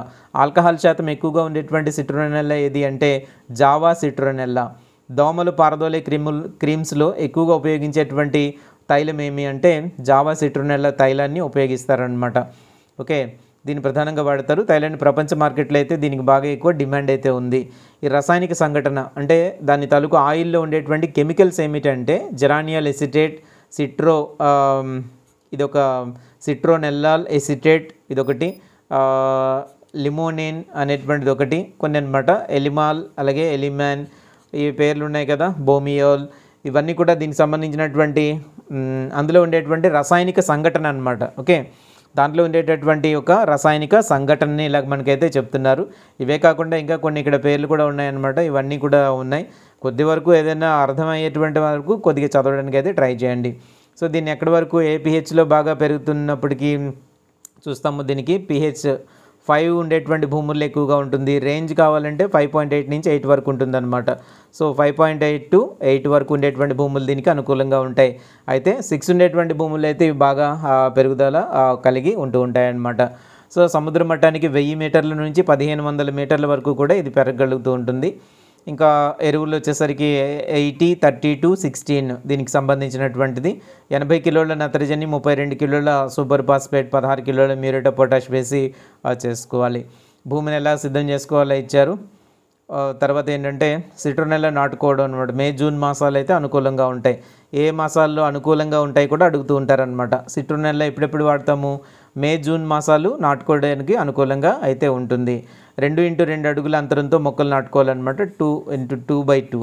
Okay, ఇది దాని తాలూకు స్పేసింగ్ వచ్చేసరికి. ఈ తర్వాత వర్షాకాలం ప్రారంభం కనుక నీళ్లు చాలలో నిలిచే ప్రమాదం ఉంది కాబట్టి నీరు కట్టుకోవాలి. సిట్రోనెల్లా నాటిన తర్వాత 1 నెల వరకు 2 సార్లు నీరు కట్టాలి. ఇదంతా ఓకే. అంతర్కృషి కూడా ఓకే. ఎన్నిసార్లు అయితే మనము ఎరువులు వేస్తూ ఉంటామో దాన్ని బట్టి చూసుకుని కంపారిటివ్గా వేసుకోవాలి. దిగుబడి అంతా ఇంక ఇప్పుడు చూడండి ఒకసారి. సంవత్సరానికి 8,000 కిలోల పంటనిచ్చి 0.8% తైలం కలిగి ఉండి, ఓకే, 0.8% తైలం కలిగి ఉంటే సగటున 50 కిలోల తైలం అయితే ఇక్కడ వస్తుందన్నమాట. సో మంచి యాజమాన్య పద్ధతులు పాటిస్తే 10,000 నుంచి 13,000 కిలోల వరకు అధిక దిగుబడి వచ్చి 80 నుంచి 100 కిలోల తైలం అయితే లభిస్తూ ఉంటుంది. అందులో ఏమైనా ఇంపార్టెంట్ అనిపిస్తే మీరు చదవండి. ఇవన్నీ అవసరం లేదు, ఇవన్నీ కూడా అవసరం లేదు. ఓకే, ఇదేం చదవాల్సినటువంటి అవసరం లేదు. ఆదాయము, దిగుబడులు ఇవేమీ కూడా అవసరం లేదండి. అదే సిట్రోనెల్లా ఇదనమాట. ఇది వచ్చేసరికి సిట్రోనెల్లా, రైట్. ఇంకా ఏది అవసరమో అదే చదవండి. వేరేవన్నీ కూడా వదిలేయండి. ఆదాయాలు ఇలాంటివన్నీ వదిలేయడం అనమాట. సింబోపోగా నార్డస్, దీన్నే సిట్రోనెల్లా అని పిలుస్తున్నాం అనమాట. సింబోపోగా నార్డస్ అనేటువంటిది. ఈ ఆదాయాలు ఎక్కడైతే ఇచ్చారో అవన్నీ కూడా మనం ఏది కూడా చదవాల్సినటువంటి అవసరం ఏది కూడా ఉండదు. ఆదాయాల దగ్గర ఏమీ కూడా చదవద్దండి, అవసరం లేదు. అలాగే తర్వాత ఏంటంటే లెమన్ గ్రాస్. తర్వాత ఉండేటువంటిది ఆల్మోస్ట్ ఇప్పుడు చదివినటువంటి వాటిలాగే ఉండేటువంటిది ఏంటంటే లెమన్ గ్రాస్ అనమాట. సింబోపోగాన్ సిట్రేటస్. ఓకే, దీన్నే లెమన్ గ్రాస్ అంటాము. నిమ్మగడ్డి అని పిలుస్తాం అనమాట, రైట్. సింబోపోగాన్ సిట్రేటస్, దీన్నే నిమ్మగడ్డి అని పిలుస్తూ ఉంటాము. అలాగే అంటే ఒక్కొక్క దగ్గర మనకి ఒక్కోలాగా ఇస్తున్నారు. అలాగే సింబోపోగాన్ ఫ్లెక్సోసస్ అని కూడా దీన్ని పిలుస్తూ ఉంటారనమాట. ఫ్లెక్సోసస్, ఈ పేరు కూడా ఉంది. సింబోపోగాన్ ఫ్లెక్సోసస్ అని కూడా దీన్ని పిలుస్తూ ఉంటారు. ఇవన్నీ కూడా గ్రామినే కుటుంబానికి చెందినటువంటివే. ఓకే, గ్రామినే కుటుంబానికి చెందినటువంటివే. అంటే పోయేసి అనమాట. మళ్ళీ 2 వేరు అనుకోవద్దు, 2 ఒకటే. పోయేసి 2 ఒకటే. ఓకే, ఫ్లెక్సోసస్ అని పిలుస్తూ ఉంటాం. సింబోపోగాన్ ఫ్లెక్సోసస్, ఇది చాలా ముఖ్యం అనమాట. సింబోపోగాన్ ఫ్లెక్సోసస్, ఇది చాలా ముఖ్యంగా మనం గుర్తుపెట్టుకోవాలి. ఇది కూడా సేమ్ ఆల్మోస్ట్ మనం ఇప్పుడు చదువుకున్న దానిలాగే ఉంటుంది. ఇది కూడా 3 మీటర్ల ఎత్తు వరకు పెరుగుతుంది. బహువార్షిక గడ్డి జాతి మొక్క ఇలా ఉంటుందన్నమాట. ఇదంతా ఒకసారి అయితే చూడండి. మొట్టమొదట ఎక్కడ పండించేటువంటి వాళ్ళు అంటే దీన్ని మలబార్ తీరంలో పండించేటువంటి వాళ్ళు మన దేశంలో. అయితే ఇప్పుడు ఎక్కడ మన దక్షిణ భారతదేశంలో చాలా ఫేమస్ అనమాట. సో దక్షిణ భారతదేశంలో మొత్తం సౌత్ ఇండియాలో అంతా పండిస్తున్నారు ఇప్పుడు ఎక్కడైనా సరే. మీ ఏరియాలో కూడా ఉండొచ్చు. చాలా చిన్న యూనిట్స్ పెట్టుకొని రైతులు కూడా ఒక 2-3 ఎకరాలు లేకపోతే ఒక 5 ఎకరాల వరకు నిమ్మగడ్డి వేసుకుని ఇది చేస్తూ ఉంటారు. ఒక యూనిట్ కూడా పెట్టుకుంటారనమాట. ఆయిల్ ఎక్స్ట్రాక్షన్ యూనిట్ కూడా పెట్టుకొని ఈ వ్యవసాయాన్ని అంతా కూడా చేస్తూ ఉంటారు. సో ఇది ఒక ముఖ్యంగా మనం చూసుకోవాలి. ప్రకృతి సిద్ధంగా కొన్ని దేశాల్లో, కొన్ని అనువైనటువంటి దేశాల్లోనూ అనువైనటువంటి ప్రాంతాల్లోనూ ఇదైతే పెరుగుతూ ఉంటుంది. ప్రధానంగా నిమ్మగడ్డిని దేనికోసం వాడతారంటే సుగంధ తైలం తీయడానికి. ఇంతకు ముందులాగే సిట్రోనెల్లాలో ఎలా వాడుతున్నారు అదేవిధంగా ఎలా వాడుతున్నారు, ఇవన్నీ కూడా అనమాట. నిమ్మగడ్డిని సుగంధ తైలం తయారు చేయడానికి వాడుతూ ఉంటారనమాట. ప్రస్తుతం ఇండియాతో పాటుగా మధ్య అమెరికా, థాయిలాండ్, కోమరోస్ దీవులు, ఇవన్నిటిలోని అన్ని ఏరియాల్లోనూ కూడా దీన్ని అయితే పండిస్తున్నారు. మన దేశంలో దీనిని గురించి అతి ప్రాచీన కాలం నుండే తెలిసినప్పటికీ కూడా శాస్త్రీయంగా సుగంధ తైలాన్ని తీసేందుకు సేద్యం చేయడం వల్ల ఈ కొన్ని ప్రాంతాల్లో అయితే దీన్ని అయితే పండిస్తూ ఉన్నారనమాట. ఈ లెమన్ గ్రాస్ ఆయిల్ ఉత్పత్తి మార్కెటింగ్లో ఎంతో కాలంగా ప్రపంచంలోనే ప్రధానమైనటువంటి స్థానాన్ని అయితే అది ఆక్రమించింది. 1961 నుంచి 62లో మన దేశంలో ఎన్నో టన్నులు ఉంది, అవన్నీ అవసరం లేదండి. అవసరమైనంత వరకు చదవండి. ఇతర దేశాలు అయినటువంటి గ్వాటిమాలా, లాటిన్ అమెరికా దేశాలు, బ్రెజిల్, మెక్సికో అటువంటి ప్రాంతాల్లో ఎక్కువగా దీన్ని పండిస్తూ ఉంటున్నారనమాట. చూడండి, దీనికి తోడు రసాయనిక సుగంధ తైలాలు లెమన్ గ్రాస్ తైలానికి బదులుగా వాడడం వల్ల కూడా మన ఉత్పత్తులు పడిపోయింది. ఇవన్నీ కామన్గా జరిగినటువంటిదే. ఇప్పుడు ఏంటంటే మొక్కలు ఉత్పత్తి చేసేటటువంటిది వేరు. అలాగే దీంట్లోకి వచ్చేసరికి ఏంటంటే ఆర్టిఫిషియల్గా తయారు చేసేస్తున్నారు. ఆర్టిఫిషియల్గా ఈ రసాయనాలు తయారు చేసేస్తున్నారు అనమాట. ఇప్పుడు సిట్రోనెల్లాలో ఉండేటువంటి రసాయన సమ్మేళనం ఉంది కదా, ఆ రసాయన సమ్మేళనాన్ని న్యాచురల్గా తయారు చేసేయడం జరుగుతుందన్నమాట. ఎప్పుడైతే న్యాచురల్గా తయారు చేశారో ఇంకా మరి ఆర్టిఫిషియల్గా తయారు చేస్తున్నారు. ఎప్పుడైతే ఆర్టిఫిషియల్గా తయారు చేయడం మొదలుపెట్టారో ఇంక ఇలా పంటలు పండించాల్సిన అవసరం ఏమీ లేదు కదా. ఆ పంటలేం పండించాల్సిన అవసరం లేదు. ఆల్రెడీ ఎక్కడో ల్యాబొరేటరీలోనే ఆ రసాయనాలన్నీ కూడా తయారు చేసేయచ్చు అనమాట. అందువల్ల లెమన్ గ్రాస్ బిజినెస్ బాగా పడిపోయింది. ఇంతకు ముందు రోజుల్లో అయితే చాలా మంచి బిజినెస్ అనమాట. ఒక 5 ఎకరాలు లెమన్ గ్రాస్ తోటలు అంటే గడ్డి వేసుకుంటే చాలా మంచి దిగుబడులు వచ్చేవి. ఆయిల్ తీసుకెళ్ళి అమ్ముతూ ఉండేటువంటి వాళ్ళు, ఆయిల్కి మంచి రేటు కూడా వచ్చేటువంటిది. లెమన్ గ్రాస్ ఆయిల్కి చాలా రేటు ఉండేటువంటిది. చాలా బిజినెస్ బాగా జరిగేది. అయితే ఎప్పుడైతే ఈ రసాయనాన్ని ఆర్టిఫిషియల్గా తయారు చేయడం మొదలుపెట్టారో ఇదంతా కూడా పడిపోయిందనమాట. ఈ లెమన్ గ్రాస్ ఎక్కువగా ఎందుకు అంత పండించి దాని నుంచి న్యాచురల్ ఆయిల్ తీయాల్సినటువంటి అవసరం ఏమిటి, ల్యాబొరేటరీలోనే దీన్ని తయారు చేసేసుకోవచ్చు కదా అని చెప్పి ఈజీగా తయారు చేసేస్తున్నారనమాట. కాబట్టి ఆయిల్ రేట్లు అంతా కూడా పడిపోవడం అయితే జరిగాయి. సో దీంట్లో ఏంటి కొన్ని ఇంపార్టెంట్ అంశాలు అయితే చూద్దాము. దీని తైలాన్ని అత్తర్లు, హెయిర్ ఆయిల్స్, సోపులు, సెంట్లు తయారు చేయడంలో ఎక్కువగా ఉపయోగిస్తారు. దీని తైలానికి సూక్ష్మజీవులను నిరోధించే గుణం ఉన్నందువల్ల క్రిమి సంహారిణిగా కూడా వాడుతారు. ఇదొక అంశం అన్నమాట. క్రిమి సంహారిణి క్రిములను చంపడానికి, కీటకాలు మిగిలినటువంటి వాటిని చంపడానికి కూడా దీన్ని అయితే వాడుతూ ఉంటారు. కొన్ని రకాలైనటువంటి శిలీంధ్రాలు అలాంటివన్నీ కూడా వాడుతూ ఉంటారు. అయోనన్ అనేటువంటి ఒక సమ్మేళనము, అయోనన్ దీంట్లో ఉండేటటువంటి సమ్మేళనం అనమాట. మిఠాయి పరిశ్రమల్లో ఉపయోగించేటువంటిది ఏమిటి? అయోనన్. చాలాసార్లు అడిగినటువంటి బిట్ అనమాట ఇది. సో మిఠాయి పరిశ్రమల్లో ఉపయోగించేటువంటిది ఏంటంటే అయోనన్ అనేది. అలాగే దీన్నే సారాయి తయారు చేయడానికి కూడా వాడుతున్నారు అనమాట. సారాయి మీద 1-2 బిట్స్ ఉంటాయి మనకి, అలాంటిదే ఇది కూడా అనమాట. దీని వాసనకు కీటకాలు దరిచేరవు. మన దగ్గర ఒక రూమ్లో దాన్ని చిన్న కటింగ్ తెచ్చి పెట్టుకున్నా కానీ దోమలు మన దగ్గరికి ఆ రూమ్లోకి ఎట్టి పరిస్థితులను కూడా రావు అనమాట. సో మస్కిటో రిపెల్లెంట్ అంటారు వాటిని. ఓకే మస్కిటో రిపెల్లెంట్స్ అంటారు కదా, అలా అనమాట. ఇది ఒక మస్కిటో రిపెల్లెంట్ లాంటిది అనమాట. ఓకే, మన ఇంట్లో పెట్టుకుంటే అసలు దోమల దగ్గరికే రావు, అలాంటిది ఉంటుంది అనమాట. దీని ఒక ఇంపార్టెంట్ బిట్ ఏంటంటే విటమిన్ ఏ తయారీలో ఉపయోగించేటువంటిది. ఒక బిట్ చూడండి, విటమిన్ ఏ తయారీలో దీన్ని వాడతారనమాట. తయారీలో ఉపయోగించే సుగంధ తైల మొక్క అని అడగొచ్చు అనమాట. విటమిన్ ఏ తయారీలో ఉపయోగించే సుగంధ తైల మొక్క. ఓకే, విటమిన్ ఏ తయారీలో ఉపయోగించేటువంటిది లెమన్ గ్రాస్. ఇదే ఇప్పుడు మనం చెప్పుకుంటున్నది అనమాట. సో విటమిన్ ఏ తయారీలో ఉపయోగించేది ఇంపార్టెంట్ బిట్ ఇది. విటమిన్ ఏ తయారీలో ఉపయోగించేటటువంటిది లెమన్ గ్రాస్ అనమాట. అదేవిధంగా ఇది నేల కోతను అరికట్టే విధంగా కూడా ఉంటుంది. ఓకే, నేల కోతను అరికట్టే విధంగా ఉంటుంది. అన్నీ డైరెక్ట్ బిట్స్ ఏవి. నేల కోతను అరికట్టే సుగంధ తైల మొక్క ఏమిటి? అలాగే పండ్ల తోటల్లో అంతర పంటగా వేసుకోదగినటువంటి సుగంధ తైల మొక్క ఏమిటి? అలాగే విటమిన్ ఏ తయారీకి ఉపయోగించే సుగంధ తైల మొక్క ఏమిటి? ఇవన్నిటికీ ఆన్సర్ ఏంటంటే లెమన్ గ్రాస్ అనమాట. ఈ లెమన్ గ్రాస్లో కూడా చాలా రకాలైనటువంటి రసాయనాలు అన్నీ కూడా ఇక్కడ మనకి కనిపిస్తూ ఉంటాయి. ఆ రసాయనిక సమ్మేళనం అనమాట. లెమన్ గ్రాస్ ఆయిల్లో ఉండేటువంటి రసాయనిక సమ్మేళనం అంతా కూడా మనం చూస్తే చాలా రకాలైనటువంటి కాంబినేషన్స్ ఉంటాయి అక్కడ. సో అదంతా కూడా కొంతవరకు అయితే వాటిని గుర్తుపెట్టుకోవడానికి అయితే ట్రై చేయండి. ఇంతకుముందు అయితే జెరానియాల్, సిట్రాల్, ఫెర్సినాల్ అని చెప్పి ఇవన్నీ వాటి తాలూకు పేర్లు అనమాట. ఇక నిమ్మగడ్డికి సంబంధించి ముఖ్యమైనటువంటి అంశాలు ఏంటంటే 150 నుంచి 300 సెంటీమీటర్ల వర్షపాతం కలిగినటువంటి ప్రాంతాల్లో బాగా పెరగడం అన్నీ జరుగుతుంది. 80% సూర్యరశ్మి లభించేటటువంటి కొబ్బరి తోటలు, ఇతర పండ్ల తోటల్లో దీన్నైతే అంతర పంటగా కూడా వేసుకోవచ్చు అనమాట. అంతర పంటగా కూడా సాగు చేసుకోదగినటువంటి సుగంధ తైల మొక్క ఏమిటి అంటే లెమన్ గ్రాస్. విటమిన్ ఏ తయారీలో ఉపయోగించేటటువంటి సుగంధ తైల మొక్క ఏది అని అంటే లెమన్ గ్రాస్. ఇవన్నీ కూడా చాలా చాలా ముఖ్యమైనటువంటి ఇంపార్టెంట్ బిట్స్ అనమాట. 80% సూర్యరశ్మి వచ్చేటటువంటి తోటల్లో దీన్ని అయితే మనం పెంచుకోవచ్చు. ఈ విత్తనం ద్వారా ఆరోగ్యవంతమైనటువంటి స్లిప్పుల ద్వారా ప్రవర్ధనం అయితే చేయొచ్చు. విత్తనాల ద్వారా వేసుకోవచ్చు, లేకపోతే స్లిప్పుల ద్వారా కూడా వేసుకోవచ్చు అనమాట. ఎకరానికి 1.5 కిలోల విత్తనము పడుతుంది. సీడ్ రేట్ వచ్చేసరికి విత్తనం అయితే కనుక 1.5 కిలోల.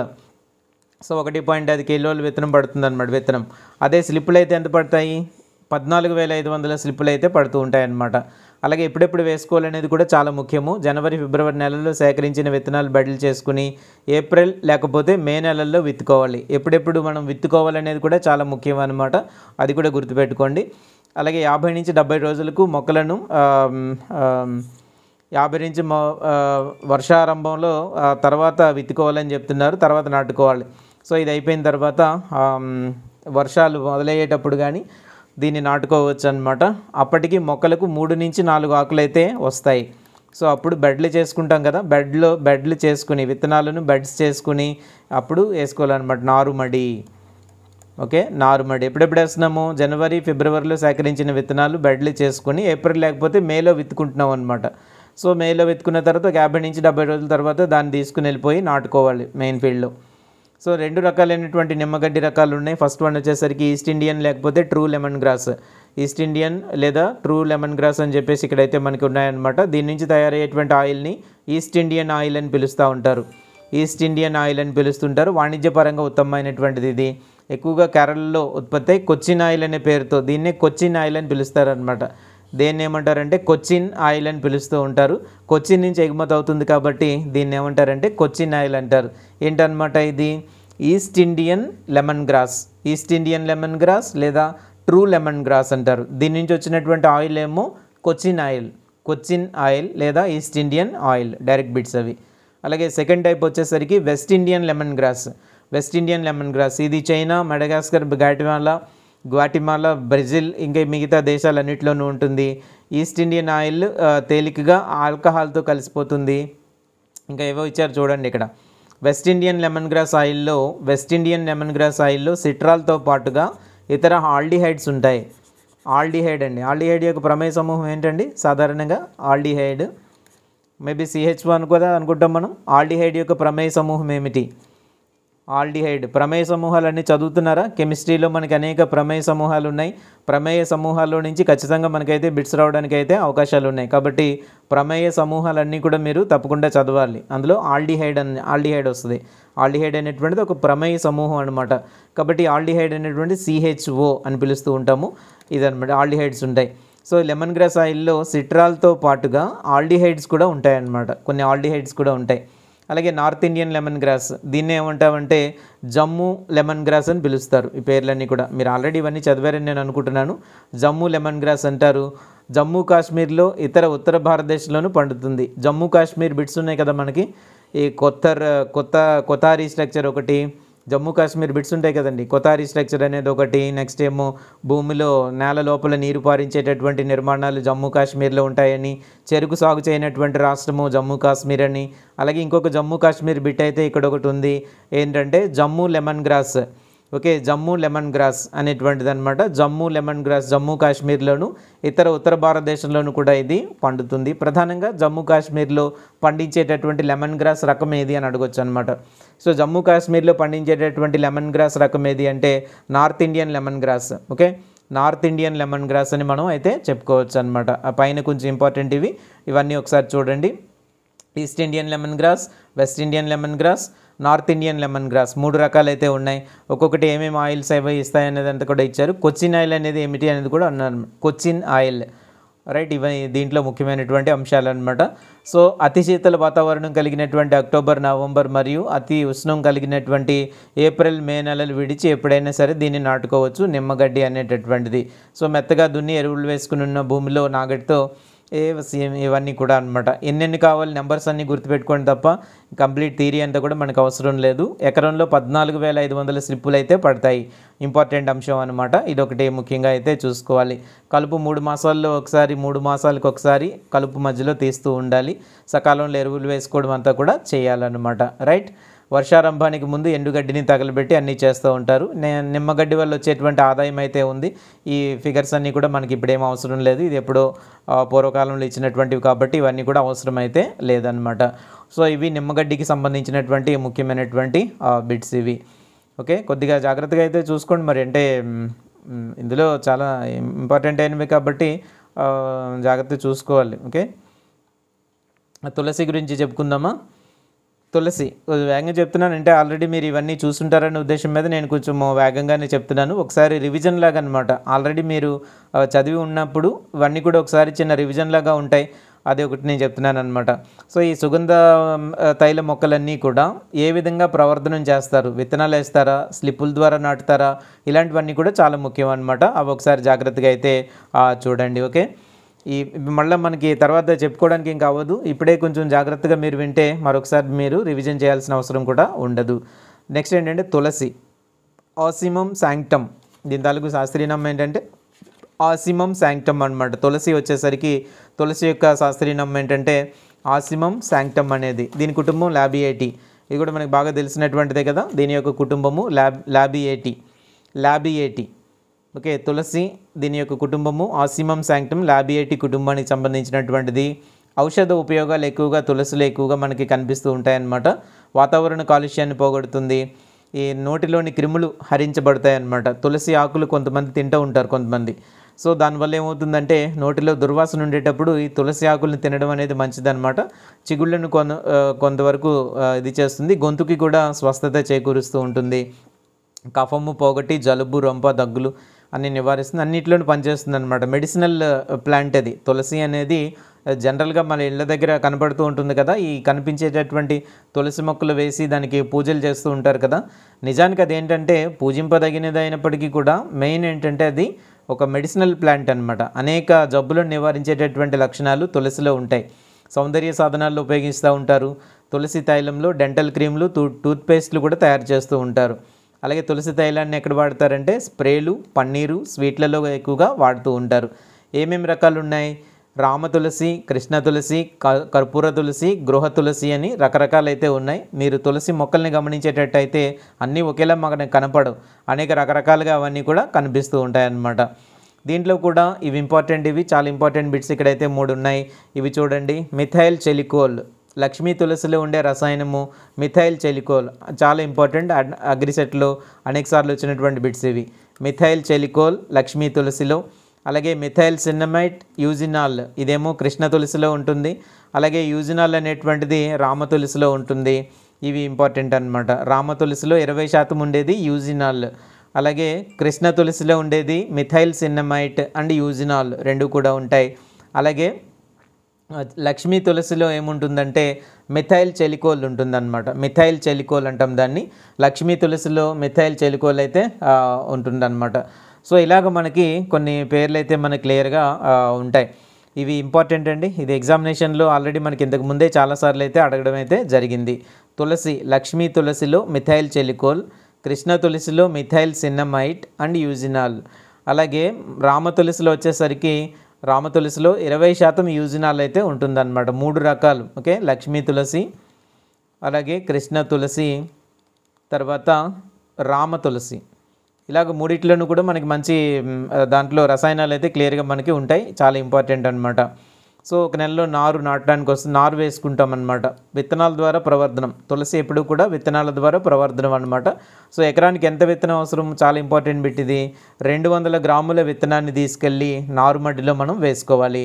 200 గ్రాముల విత్తనం పర్ ఏకర్ అనమాట. ఒక ఎకరంలో విత్తుకోవడానికి 200 గ్రాముల విత్తనం అయితే సరిపోతుంది. విత్తనాన్ని నారుమడి చేసుకుని నారులో పెంచుకుని నారుని తీసుకెళ్ళి వేసుకుంటాం అనమాట. ఒక నెల రోజుల్లో నారు అనేటువంటిది నాటడానికి అయితే వస్తుంది. 8 నుంచి 13 రోజుల్లో మొత్తం విత్తనం అంతా కూడా మొలకెత్తడం అయితే జరుగుతుంది.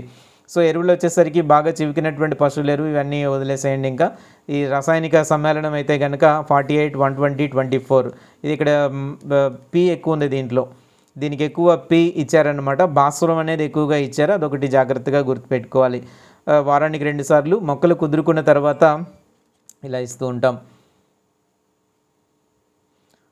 తర్వాత ఇక్కడ ఏదో ఇచ్చారు 200 నుంచి 300 గ్రాముల సీడ్స్ మనకు అక్కడ ఇచ్చారు కదా. ఒక ఎకరానికి 200 గ్రాముల సీడ్ అయితే అవసరం అవుతుందని చెప్పి ఇవ్వడం జరిగింది కదా, ఇలా అనమాట. తర్వాత ఏంటంటే తైలం దిగుబడి 25 కిలోలు ఉంటుంది. ప్రతి కిలో ధర దాదాపుగా 250 కిలోలు అయితే ఉంటుంది. నికర ఆదాయం అయితే ఈ విధంగా వస్తుందన్నమాట. దీన్ని ఏ విధంగా మనం విత్తే దూరము 40x40లో విత్తుకోవచ్చు, లేదంటే 40x50లో అయితే విత్తుకోవచ్చు, లేదా 50x30 సెంటీమీటర్ల దగ్గర కూడా దీన్ని అయితే విత్తుకోవచ్చు అనమాట. సో పంట కోత 90 నుంచి 95 రోజులకు ఒకసారి వస్తుంది. 90 నుంచి 95 రోజులకి పంట వస్తుంది. నేల నుంచి 15 నుంచి 20 సెంటీమీటర్ల ఎత్తులో కోత కోయాలి. కోత కోసేస్తాం కంప్లీట్గా.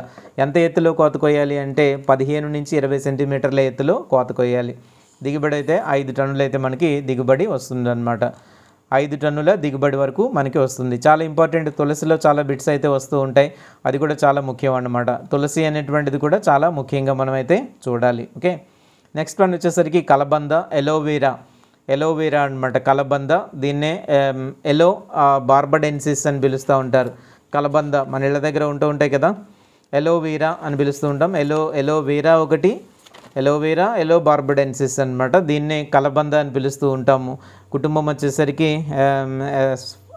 సంథింగ్ ఏదో ఇచ్చారు ఇక్కడ, అది వదిలేసేయండి. మీకు ఏంటంటే ఇక్కడ దీని యొక్క మేబీ కుటుంబం లిలియేసి. ఓకే, లిలియేసి ఇలా రాసుకోండి.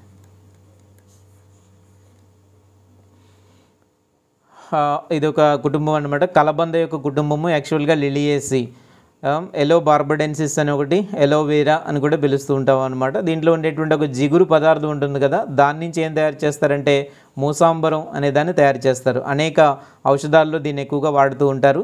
దీని ఆకుల మధ్యలో నుంచి లభించేటటువంటి జెల్ అనేక సౌందర్య సాధనాల తయారీలో ఎక్కువగా ఉపయోగపడుతూ ఉంటుంది. అది ఇంపార్టెంట్ అనమాట. సో ఉదజని సూచిక 8 వరకు కూడా 8.5 వరకు కూడా మొక్కల్ని పెంచవచ్చు అనమాట. ఇంతకుముందు వట్టి వేరుకు చెప్పుకున్నాం కదా. సో అదేవిధంగా వట్టివేరు ఏ విధంగా అయితే 9 వరకు pH ఉన్నటువంటి నేలల్లో పెరుగుతుందో ఇది కూడా దాదాపుగా 8.5 ఉండేటువంటి వరకు కూడా ఇది పెరుగుతూ ఉంటుంది. దీనికి కావాల్సినటువంటివి విత్తుకునే సమయం ఎప్పుడంటే జూన్ జూలైలో విత్తుకోవాలి. జూన్ జూలైలో విత్తుకోవడం అనేటువంటిది మంచిదన్నమాట. ఎలాగ దీన్ని చేస్తారు? వేరు పిలకలు, మనకు కలబంద ఇవి చూస్తే కనుక వేరు పిలకలు ఉంటాయి. ఆ వేరు పిలకలు లేకపోతే వేరు కొమ్మలు అని ఉంటాయి. వాటిని కత్తిరింపులు చేసేసి దాన్ని తీసుకెళ్ళి నాటుకోవడమే అనమాట. సో 15 నుంచి 20 పొడవున్న 20 సెంటీమీటర్ల పొడవున్న పిలకలను 60 x 45 స్పేసింగ్లని చూసుకోవాలి. ఇంపార్టెంట్. ప్రతి పంటకి కూడా స్పేసింగ్స్ అనేవి చాలా ఇంపార్టెంట్ అనమాట. ప్రతి పంటలోనూ కూడా స్పేసింగ్ చూసుకుని దాన్ని బట్టి మనం రాస్తూ ఉండాలి. కనీసం 15 నుంచి 20 సెంటీమీటర్ల పొడవు ఉండేటటువంటి పిలకను తీసుకొని 60 నుంచి 45 సెంటీమీటర్ల దూరంలో దీన్ని విత్తుకోవాలి.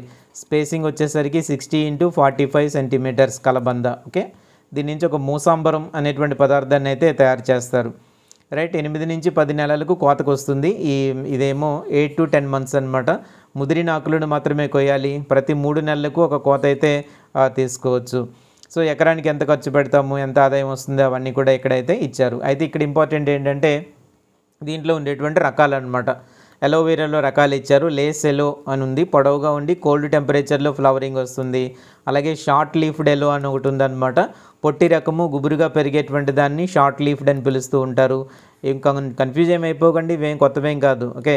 అలాగే రబుల్ ఎలో అని ఒకటి ఉందన్నమాట. ఎర్రగా ఉంటుంది. ఓకే, ఎర్రగా ఉండి పువ్వు ఆకారంలో ఉండేటువంటి కలబంద ఏమిటి అంటే ఇదన్నమాట రబుల్ ఎలో. ఎలోవీరా కదా, రబుల్ ఎలో అనమాట. ఎర్రగా ఉండి పువ్వు ఆకారంలో ఉండేటువంటి దాన్ని రబుల్ ఎలో అని పిలుస్తారు. అలాగే గోల్డెన్ టూత్డ్ ఎలో అని ఒకటి ఉందన్నమాట. వేసవి కాలంలో ఫ్లవరింగ్ వచ్చేటటువంటి ఎలోవీరా ఏమిటి అంటే గోల్డెన్ టూత్డ్ ఎలో అనేది. దీని యొక్క ముళ్ళు వైటిష్ ఎల్లో కలర్లో ఉంటాయి. దీని ముళ్ళు ఎలా ఉంటాయంటే వైటిష్ ఎల్లో కలర్లో దీని యొక్క ముళ్ళు ఉంటాయి. గోల్డెన్ టూత్డ్ ఎల్లో అని పిలుస్తారు. ఇకపోతే ఐదోది ఏంటంటే soap aloe. It is a type of salt resistant plant అనమాట. Suitable for coastal regions. ఇదేంటంటే కోస్టల్ రీజియన్స్కి సూటబుల్ అయినటువంటి పంట. ఈ సోప్ ఎల్లో అని పిలుస్తారు. సాల్ట్ రెసిస్టెంట్ ప్లాంట్ ఏమిటి అంటే సోప్ ఎల్లో. సాల్ట్ అంటే ఉప్పుని తట్టుకోగలిగి పెరగగలిగినటువంటి పంట ఏమిటి అని అంటే ఇదే అనమాట. ఓకే. ఆఫ్రికన్ ఎల్లో అనేదేమో ఎడారి ప్రాంతంలో పెరుగుతుంది. క్లైంబింగ్ ఎల్లో అనేదేమో త్వరగా పెరుగుతుంది అనమాట. పాకే రకము త్వరగా పెరిగేటటువంటిది climbing aloe. African aloe, climbing aloe పేర్లోనే దానివన్నీ కూడా ఉన్నాయండి. సోప్ ఎల్లో అనేది కోస్టల్ రీజియన్స్కి అనువైనటువంటి ఎల్లో అనమాట కలబంద. గోల్డెన్ టూత్డ్ ఎల్లో వేసవకాలంలో ఫ్లవరింగ్ వచ్చేటువంటిది గోల్డెన్ టూత్డ్ ఎల్లో. ఈ వైటిష్ ఎల్లో కలర్లో దీని తాలూకు ముళ్ళు అయితే మనకి కనిపిస్తూ ఉంటాయి. రబుల్ ఎల్లో వచ్చేసరికి ఎలా ఉంటుందంటే ఎర్రగా ఉంటుంది, పువ్వు ఆకారంలో ఉంటుంది. అడగొచ్చు అనమాట, ఎర్రగా పువ్వు ఆకారంలో ఉండేటటువంటి కలబంద ఏమిటి అంటే రబుల్ ఎల్లో. అలాగే షార్ట్ లీఫ్డ్ ఎల్లో అనేటప్పటికీ పొట్టిగా ఉండి గుబురుగా పెరిగేటువంటి కలబంద ఏమిటి అంటే షార్ట్ లీఫ్డ్ ఎల్లో అనమాట. అలాగే లేస్ ఎల్లో పొడవుగా ఉండి కోల్డ్ టెంపరేచర్లో ఫ్లవరింగ్ వచ్చేటటువంటిది లేస్ ఎల్లో. ఇవి కలబందలో ఉండేటటువంటి రకాలు. కొద్దిగా జాగ్రత్తగా కొంచెం దీన్ని గుర్తుపెట్టుకోండి. ఓకే. ఇవన్నీ అంటే నేను ఎందుకు వెనక నుంచి వచ్చాను అంటే వీటి మీద ఎక్కువ కాన్సన్ట్రేషన్ లేకుండా వదిలేస్తారనమాట. అందుకనే వీటిని గురించి అయితే మనం చెప్పుకుంటున్నాం. ఓకే, ఇదొకటి చూడండి. నెక్స్ట్ బిళ్ళగన్నేరు. ఆల్మోస్ట్ మనం దగ్గరికి అయితే వచ్చేసాము. బిళ్ళగన్నేరు. ఓకే, తర్వాత ఉండేటువంటిది ఏంటంటే బిళ్ళగన్నేరు అనమాట. బిళ్ళగన్నేరు క్యాథరాంథస్ రోజియస్. బిళ్ళగన్నేరు క్యాథరాంథస్ రోజియస్. బిళ్ళగన్నేరు మనకి ఇంతకు ముందే వస్తుంది. ఎక్కడ కలుపు మొక్కల గురించి చదువుకునేటప్పుడు ఈ బిళ్ళగన్నేరు అనేది వస్తుందన్నమాట. ఇది ఒక రకంగా మెడిసినల్ ప్లాంట్ ఇది బిళ్ళగన్నేరు అనేటువంటిది. సో కుటుంబం వచ్చేసరికి ఎపోసైనేసి. ఓకే, బిళ్ళగన్నేరు యొక్క కుటుంబము ఎపోసైనేసి అనమాట. ఎపోసైనేసి కుటుంబానికి చెందినటువంటిది ఈ బిళ్ళగన్నేరు అనేటువంటిది. సో మొక్క యొక్క పువ్వు యొక్క రంగును బట్టి స్థానిక రకాలను 3 రకాలుగా అయితే విభజన అయితే చేశారనమాట. సో క్యాథరాంథస్ ఆల్బా తెల్లపు పూలు ఉంటాయి. క్యాథరాంథస్ రోజియస్ పింక్ కలర్లో ఫ్లవరింగ్ ఉంటుంది. క్యాథరాంథస్ ఆసిల్లేటా క్యాథెరాంథస్ ఆసిల్లేటా తెలుపు రంగు పూలు ఉంటాయి కానీ మధ్యలో పర్పుల్గా ఉండేటువంటి ఒక స్పాట్ అయితే అక్కడ మనకి కనిపిస్తూ ఉంటుందన్నమాట. సో దీన్ని ఇలాగ 3 రకాలుగా అయితే మనకి చెప్తున్నారు. సో 3 రకాలు పువ్వు యొక్క రంగును బట్టి స్థానిక రకాలను 3 విధాలుగా విభజన చేశారు. క్యాథెరాంథస్ ఆల్బా, క్యాథెరాంథస్ రోజియస్, క్యాథెరాంథస్ ఆసిల్లేటా. క్యాథెరాంథస్ ఆల్బా అని ఎప్పుడు వచ్చినా పువ్వులు తెలుపుగా ఉంటాయని గ్రహించండి దయచేసి. ఆల్బా అనేది తెలుపు రంగు పూలు ఉండేదానికి పెడుతూ ఉంటారు. అలాగా క్యాథెరాంథస్ ఆల్బా అనేది తెలుపు రంగు పూలు కలిగినటువంటిది. అలాగే క్యాథెరాంథస్ రోజియస్ అనేది పింక్ కలర్ ఫ్లవర్స్ అనమాట. క్యాథెరాంథస్ ఆసిల్లేటా తెలుపు రంగు పువ్వులు ఉంటాయి, మధ్యలో పర్పుల్ స్పాట్ అయితే ఒకటి ఉంటుంది. దాన్ని మనకి 3 రకాలు ఇంపార్టెంట్గా చూడండి రకాలన్నీ కూడా అనమాట. సో బిళ్ళగన్నేరులో ఏంటంటే ప్రవర్ధనం విత్తనాల ద్వారా జరుగుతుంది. సో బిళ్ళగన్నేరులో ప్రవర్ధనం విత్తనాల ద్వారా జరుగుతుంది. ఎక్కువ కాలం నిల్వ చేస్తే దాని యొక్క జీవశక్తి పోతుంది. అదొక ముఖ్యమైనటువంటి అంశం అనమాట. సో దాని యొక్క జీవశక్తి పోకుండా ఉండాలి అని అంటే ఎక్కువ కాలం దాన్ని అయితే నిల్వ అయితే మనం చేయకూడదు. సో విత్తనాలను మొలకలను నాటుకోవచ్చు అనమాట. నాటడానికి ఎంత పడుతుంది? ఈ సీడ్ రేట్లు స్పేసింగ్లు ఎప్పుడు ఇంపార్టెంటే. 2 నుంచి 3 కిలోలు విత్తనం పర్ హెక్టార్కి సరిపోతుంది. అలాగే 1 కిలో విత్తనానికి 10 కిలోల ఇసుకను కలిపి నాటుకోవాలి. నారుమడిని మార్చి ఏప్రిల్లో వేసుకోవాలి. నారుమడి తయారు చేయాలన్నమాట ఖచ్చితంగా దీన్ని చేయడం కోసం. సో ఏంటన్నమాట 200 స్క్వేర్ మీటర్లకి 500 గ్రాముల విత్తనం పర్ హెక్టార్కి నారుమడి పెంచిన 2 నెలలకు ప్రధాన నారుమడిలో నాటుకోవాలి. సో 500 గ్రాముల విత్తనం 1 హెక్టార్కి అయితే సరిపోతుందన్నమాట. విత్తే దూరం 45 x 30 సెంటీమీటర్లు, అలాగే 45 x 45 సెంటీమీటర్లుగా మనమైతే దాన్ని చూడొచ్చు అనమాట. ఓకే, ఇది చూడండి అంతర్కృషి కోత 6 నెలలకు మొదటి కోత అయితే వస్తుంది. ఇలాంటివన్నీ ఉన్నాయన్నమాట. దిగుబడి వచ్చేసరికి వర్షాధారం కింద హెక్టార్కి 0.75 టన్నుల వేర్లు వస్తాయి, 1 టన్ను కాండము, 2 టన్నుల ఆకులు దిగుబడి వస్తాయి. వేర్లు ఉన్నాయి దీనిలో నుంచి, అలాగే 1 టన్ను కాండం వస్తుంది, అలాగే 2 టన్నుల ఆకులు కూడా వస్తాయి అన్నమాట. సో బిళ్ళగన్నేరు అనేది ఒక ఇన్ జనరల్ ఒక మెడిసినల్ పర్పస్గా ఉండేటువంటి ప్లాంట్ అని మనకి కలుపు మొక్కల దగ్గర మనం చదివాం. అవునా కాదు? కలుపు మొక్కలు చదువుకునే దగ్గర బిళ్ళగన్నేరు గురించి అలాగే కదండి చదువుకున్నాం మనం. సో బిళ్ళగన్నేరు గురించి అదే కదా చదివాం.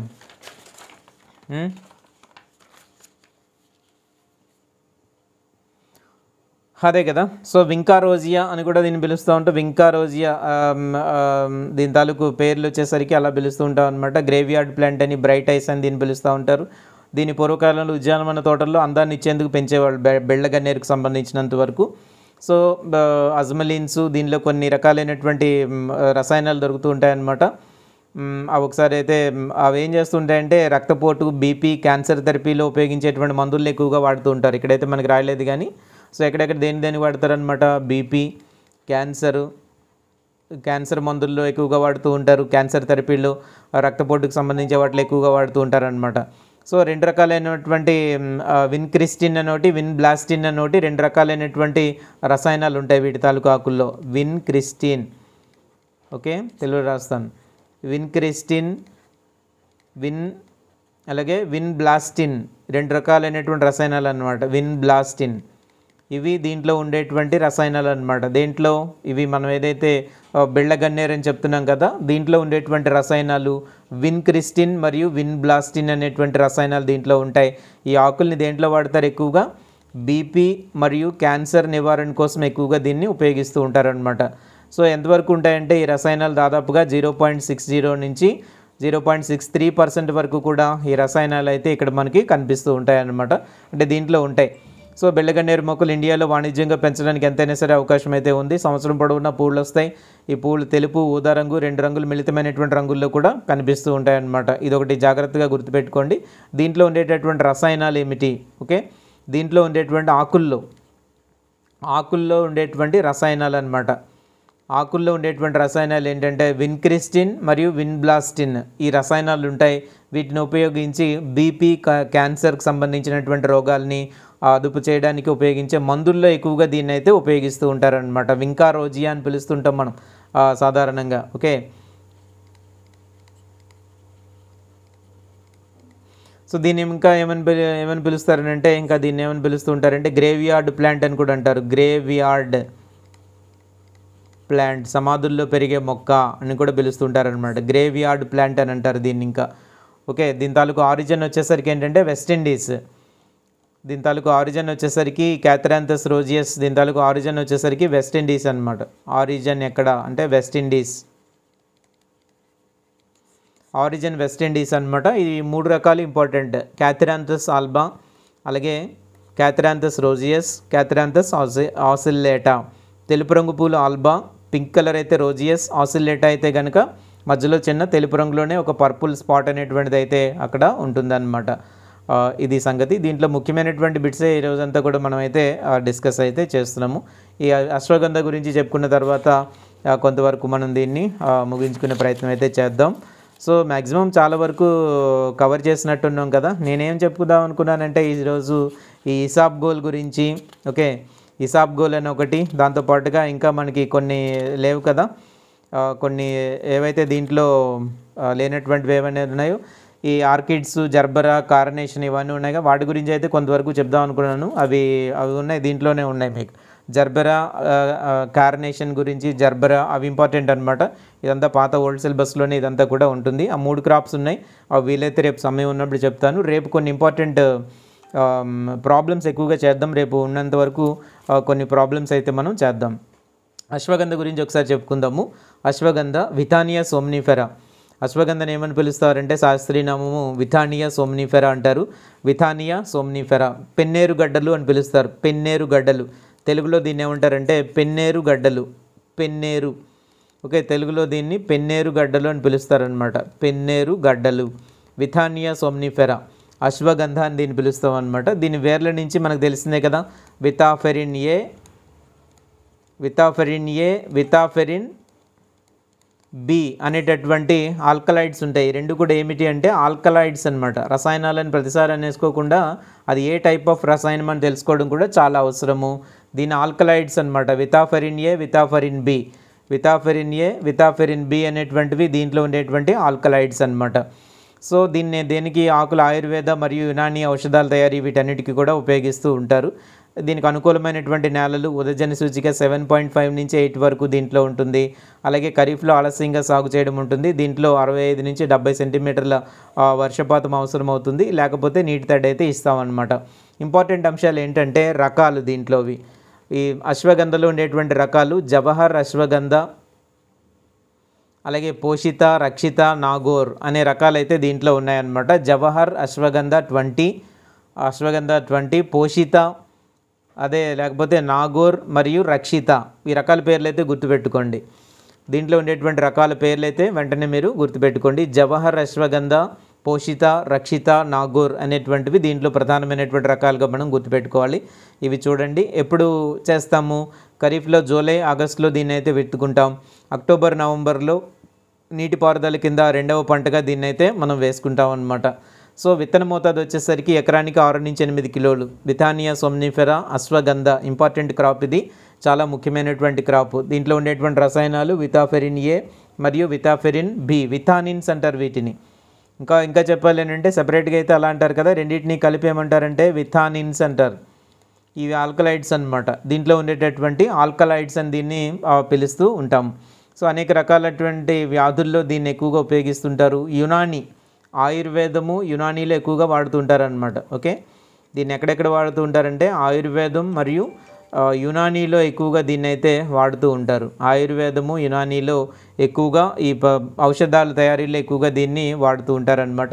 దీనికి ఇంకొక ఇంపార్టెంట్ అయినటువంటి బిట్ ఒకటి ఉంది మన అగ్రిసెట్లో వచ్చినటువంటిది. దీన్ని ఏమంటారంటే ఇండియన్ జిన్సెంగ్. ఇంపార్టెంట్ బిట్ అనమాట. ఇండియన్ జిన్సెంగ్, ఇండియన్ జిన్సెంగ్ అని పిలుస్తూ ఉంటారు. ఇంకా దీన్ని ఏమంటారంటే వింటర్ చెర్రీ. దీనికి ఉండేటువంటి పేర్లు.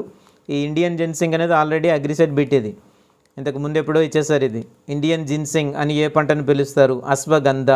దీన్నే వింటర్ చెర్రీ అంటారు.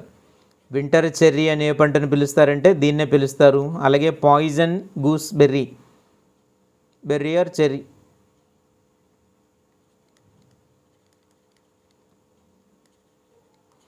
ఇలా పిలుస్తూ ఉంటారు. ఇండియన్ జిన్సెంగ్ ఈ బిట్ చాలాసార్లు వచ్చిందనమాట. చాలా ముఖ్యమైనటువంటిది. ఇండియన్ జిన్సెంగ్ అనేది దేన్ని పిలుస్తారని అంటారనమాట. సో ఈ ఇండియన్ జిన్సెంగ్ అని దీన్ని పిలుస్తూ ఉంటారు. అశ్వగంధ ఇలాంటివన్నీ కొన్ని రకాలైతే మనకి ఇక్కడ ఉన్నాయి. రకాలు జవహర్ అశ్వగంధ 20, అశ్వగంధ 20, పోషిత, నాగోర్, రక్షిత అనేటువంటివి దీంట్లో ఉండేటువంటి ప్రధానమైనటువంటి రకాలు.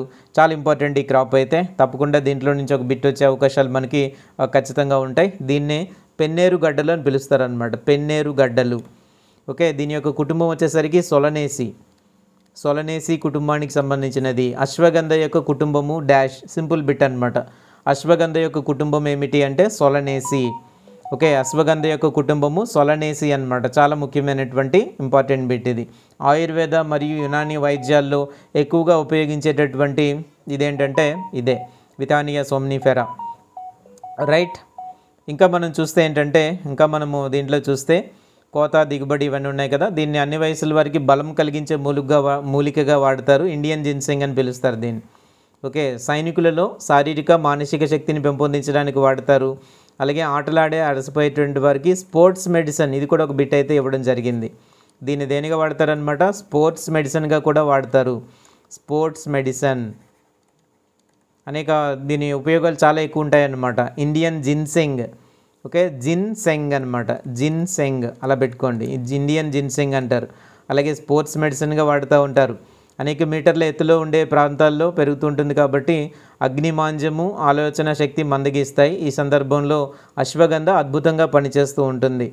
ఓకే, ఇప్పుడు సముద్ర మట్టానికి ఎక్కువ ఎత్తులో ఉండేటువంటి ప్రాంతాల్లో నివసిస్తూ ఉంటారు కదా ప్రజలు. అటువంటి వాళ్ళలో ఏమవుతుందంటే ఈ ఆలోచన శక్తి మందగించడము, ప్రాణవాయువు తక్కువగా ఉండడం వల్ల ఇలా జరుగుతూ ఉంటుందన్నమాట. కాబట్టి ఏంటంటే సో అటువంటి వాళ్ళకి అశ్వగంధ అనేటువంటిది చాలా అద్భుతంగా అయితే పనిచేస్తుంది అన్నమాట.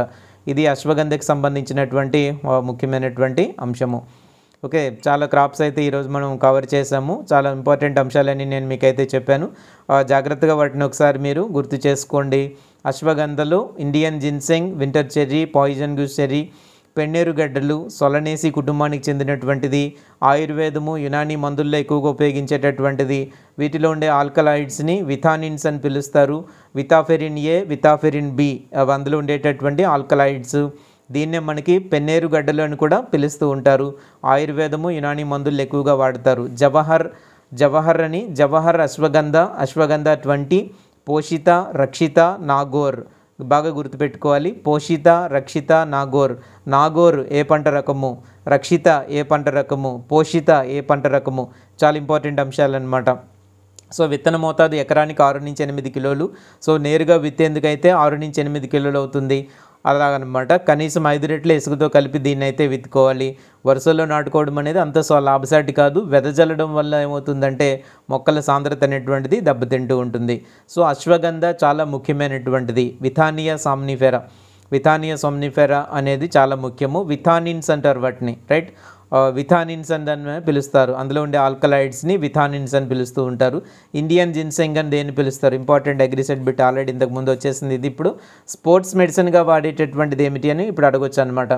సో స్పోర్ట్స్ మెడిసిన్గా వాడేటటువంటిది ఏమిటి అని అంటే ఇదే, ఆటలు ఆడి అలసిపోయినటువంటి వారికి స్పోర్ట్స్ మెడిసిన్గా వాడేటటువంటిది ఏమిటి అంటే ఇదే ఇప్పుడు చెప్పుకుంటున్నటువంటి మన విథానియా సోమ్నిఫెరా. దాన్ని మరొక పేరుతో మనం అశ్వగంధ అని పిలుస్తాము. దాన్ని ఇంకొక పేరుతో పెన్నేరు గడ్డలు అని పిలుస్తారు. మనకి సాధారణంగా పెన్నేరు గడ్డలు అని దాన్ని పిలుస్తూ ఉంటారనమాట. ఈ తర్వాత ఉండేటువంటివి ఒకసారి చూడండి. ఒకవేళ అవసరమైతే మనం రేపు అయితే ఒకసారి ఒక 10 నిమిషాలు దీన్ని అయితే చెప్పుకోవచ్చు. ఇసాబ్గోల్ ఒకటి ఉంది. తర్వాత ఉండేటువంటి వాటిలో సుగంధ తైల మొక్కల్లో ఇంక అన్నీ అయిపోయినట్టే. ఆల్మోస్ట్ మనం సుగంధ తైల మొక్కలన్నీ కూడా వరుసగా చెప్పుకున్నట్టే అయిందనమాట. సో ఇసాబ్గోల్ ఒకటే దాంట్లో అయితే మిగిలింది. ఆ తర్వాత జాస్మిన్ గురించి, రోజు, జాస్మిన్ వీటి గురించి ఎక్కువ బిట్స్ అయితే దీంట్లో ఉన్నాయన్నమాట. ఎక్కువ మ్యాటర్ అయితే ఇచ్చేసారు. అందులో ఉన్నదానికంటే కూడా ఎక్కువ సమాచారం దీంట్లో అయితే ఉంది.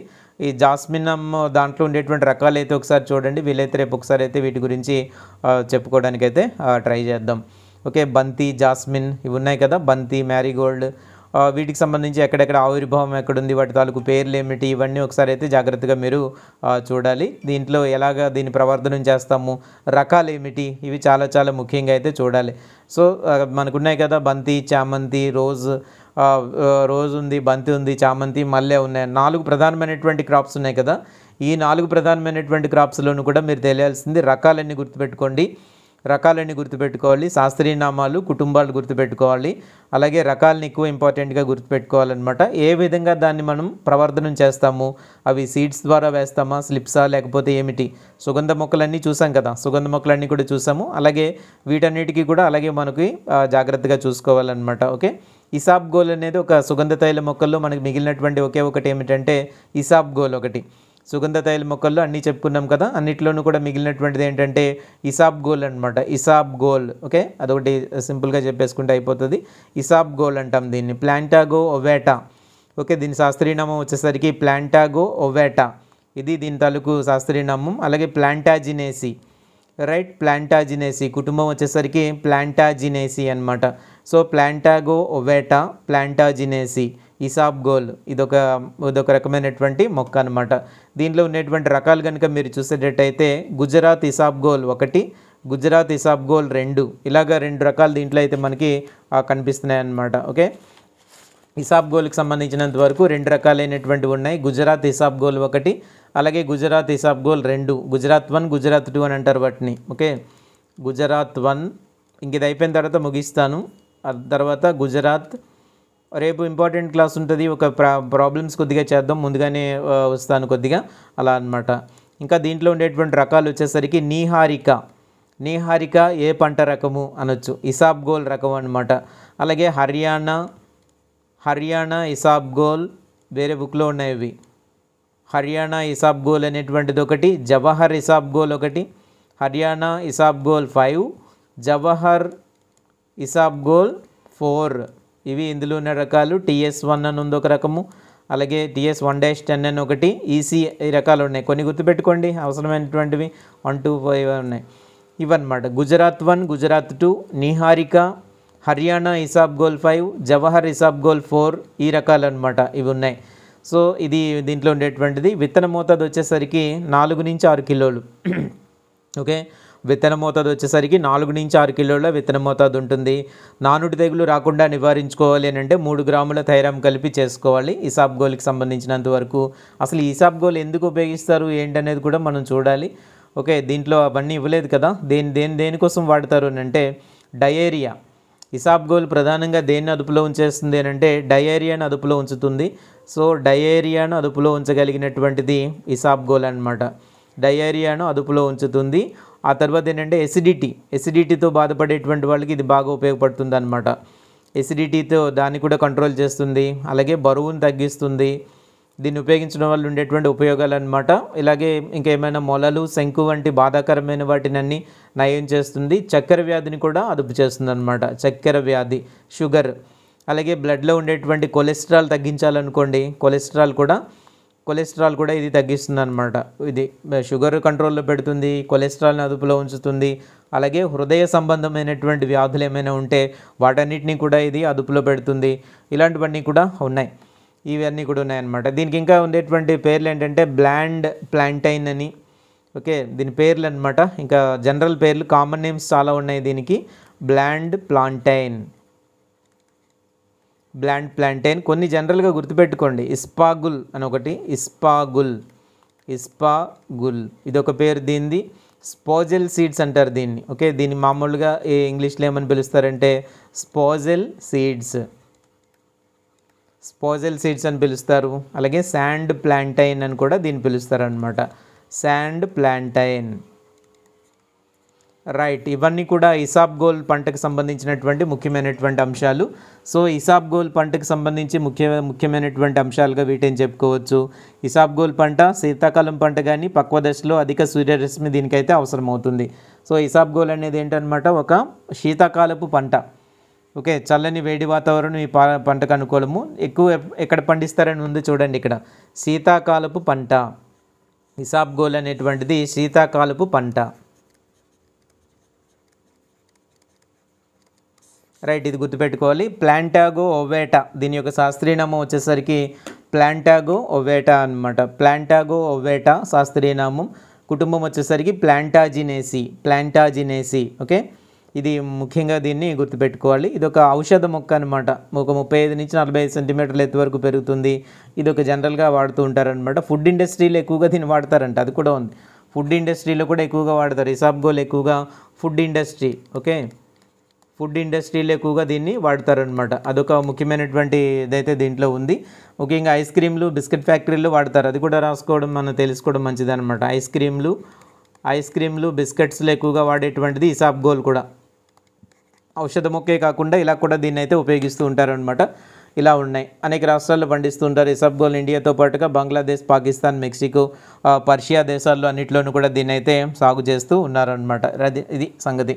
సో దీన్ని ఇసాబ్గోల్ని ఇస్సాగులా అని కూడా పిలుస్తూ ఉంటారు. ఇంకో పేరు, చాలా పేర్లు ఉన్నాయి దీనికి. అసలు ఈ ఇసాబ్గోల్ కనుక మనం చూసేటట్టయితే అనేక పేర్లు ఉన్నాయన్నమాట. ఇస్సాగులా, దీనికి ఉండేటువంటి మరొక పేరు ఏంటంటే ఇస్సాగులా అనేటువంటిది మరొక పేరు అనమాట. సో ఇది ఫ్రెండ్స్, జాగ్రత్తగా చదువుకోండి ఒకసారి. అన్నీ ఇంతవరకు చెప్పినటువంటివన్నీ కూడా ఒకసారి రివిజన్ చేసుకోండి. సుగంధ తైల మొక్కల గురించి మొత్తం అంతా మనం చెప్పుకున్నాము. ఓకే, సుగంధ తైల మొక్కల గురించి అంతా ఈరోజు మొత్తం కంప్లీట్ అయిపోయింది. ఇసాబ్గోల్ దగ్గర నుంచి ఆ చివరిలో దవనం వరకు కూడా కంప్లీట్ చేసేసుకున్నాం ఒకసారి. కానీ అలాగే ముందు నుండేటువంటి మేజర్ క్రాప్స్ ఉన్నాయి కదా, రోజ్ ఎక్కువ చదవాలి. రోజ్ కానీ, చామంతి, బంతి, మల్లె, ఈ 4 రకాలైనటువంటి వీటి గురించి మనం ప్రధానంగా చదువుకోవాలన్నమాట. అవి కొద్దిగా జాగ్రత్తగా చూడండి, అవి ముఖ్యం మనకి చాలా వరకు. దాంతోపాటు ఏంటంటే జర్బెరా, ఆర్కిడ్స్ ఇవి కూడా ఉన్నాయి, కొత్తగా ఉన్నటువంటివి ఉన్నాయన్నమాట. అవి ఒకసారి అయితే మనం చూడాలి. మొత్తం మీద మనం ఒక 10 లెక్చర్స్ అన్నీ దీంట్లో కంప్లీట్ అయితే చేసుకున్నాం. మరొక కొన్ని ఉన్నాయి, అవసరమైనంత వరకు నేను చెప్తాను. మీరు చదవగలిగినటువంటివన్నీ కూడా మీరు చదవడానికి అయితే ప్రయత్నం అయితే చేయండి. ఓకే, పర్వాలేదా? ఈరోజు క్లాస్ ఏమైనా ఉపయోగం అని అనుకుంటున్నారా? ఈరోజు చెప్పినటువంటి క్లాస్ ఏమైనా కొద్దిగానే ఏమైనా ఉపయోగపడుతుందని అనుకుంటున్నారా? ఒక 1 అవర్ స్పెండ్ చేయడం వల్ల ఈరోజు ఏమైనా నష్టం అని ఏమైనా అనిపించిందా, లేకపోతే పర్వాలేదా ఈరోజు క్లాసు? అంటే ఇంపార్టెంట్ అని అంటే ఓకే, అంటే రివిజన్ అవుతుంది. మీరు ఆల్రెడీ సుగంధ తైల మొక్కలు మనకి ఎంత చదువుదామన్నా కంప్లీట్ అవ్వదు అనమాట. ఇలా ఒకసారి మనకి స్ట్రైట్గా లెసన్ వినేస్తే ఇంకా మనం ఈజీగా దాన్ని ఇది చేసేసుకోవచ్చు అనమాట.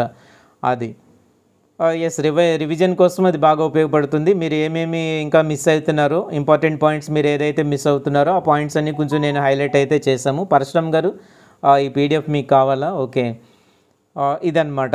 ఏదైతే మనం మిస్ చేస్తున్నామో అటువంటివన్నీ కూడా మనం చెప్పామన్నమాట. అది చాలా బాగా. Thank you very much. Thank you friends, thank you very much. ఇప్పటికే చాలా టైం అయింది మనకి, రోజుకి టైం అయిపోతుంది. ఇంక 2-3 రోజులు ఇవన్నీ ఉంటాయి కాబట్టి పెద్దగా ఇది అవ్వాల్సింది ఏం లేదు. కొంచెం మీ టైం వేస్ట్ అవుతుందని అనుకోకండి దయచేసి. ఓకే, చాలా బాగా చెప్పారా? Thank you very much. Right, thank you very much. Bye, good night అందరికీ కూడా. మళ్ళీ మనమైతే కలుసుకుందాం. చదవండి. రేపు కొంచెం ప్రాబ్లమ్స్ ఇంకా పెండింగ్ ఏవైతే ఉంటాయో అవన్నీ చెప్తాను. రేపు కొంచెం ఎక్కువ ఎగ్జామ్స్ ఉంటాయి. ఈరోజు అయితే 2 పెట్టాం కదా, మిగిలినటువంటి ఎగ్జామ్స్ అయితే రేపు కొంచెం ఎక్కువగా ఉంటాయన్నమాట. ఎక్కువ ఎగ్జామ్స్ రేపు ఉంటాయి, కొద్దిగా జాగ్రత్తగా చూడండి. ఏం హరిప్రసాద్ గారు ఏదంటున్నారు? ఇన్ని రోజులు ఫ్లోరికల్చర్ బుక్ చేస్తే టఫ్గా అనిపించింది, బట్ మీ క్లాస్ విన్న తర్వాత ఫ్లోరికల్చర్ అంటే ఇంతేనా? అంతే, జనరల్గా అలా అనిపిస్తుంటుందండి మనకి. లెక్కలు అవన్నీ చూసంటే ఆదాయము ఇవన్నీ చాలా ఇచ్చారు, అవన్నీ కాకుండా ఇలా చదువుకోవచ్చు అనమాట. Thank you very much. Okay right.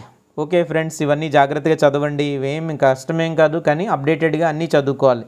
అగ్రిసెట్లో ఉన్నటువంటి ఒకే ఒక విషయం ఏంటంటే, అగ్రిసెట్లో ఉండేటువంటిది మనం ఎక్కువగా చదువుకోవాలన్నమాట. ఎక్స్టెన్షన్ పీడిఎఫ్ చేస్తాం. శ్రావణి గారు, మీకు ఏం కావాలో నాకు మెసేజ్ పెట్టండి నా మొబైల్కి, అప్పుడు నేను మీకు ఏం కావాలో అవన్నీ పంపిస్తాను.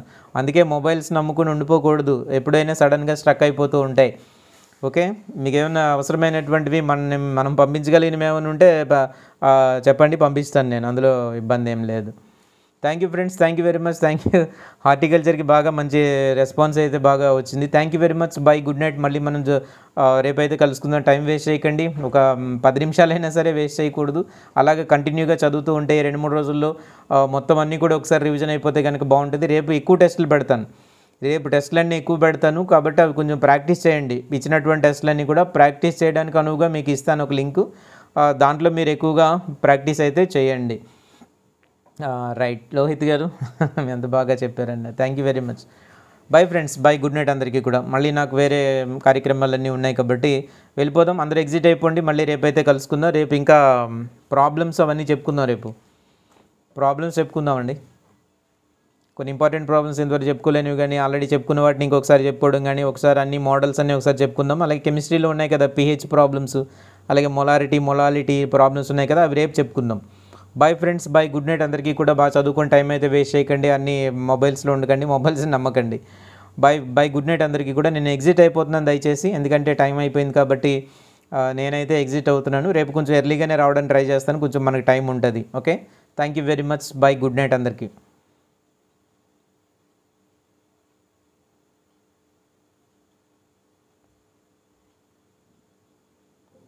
Bye friends.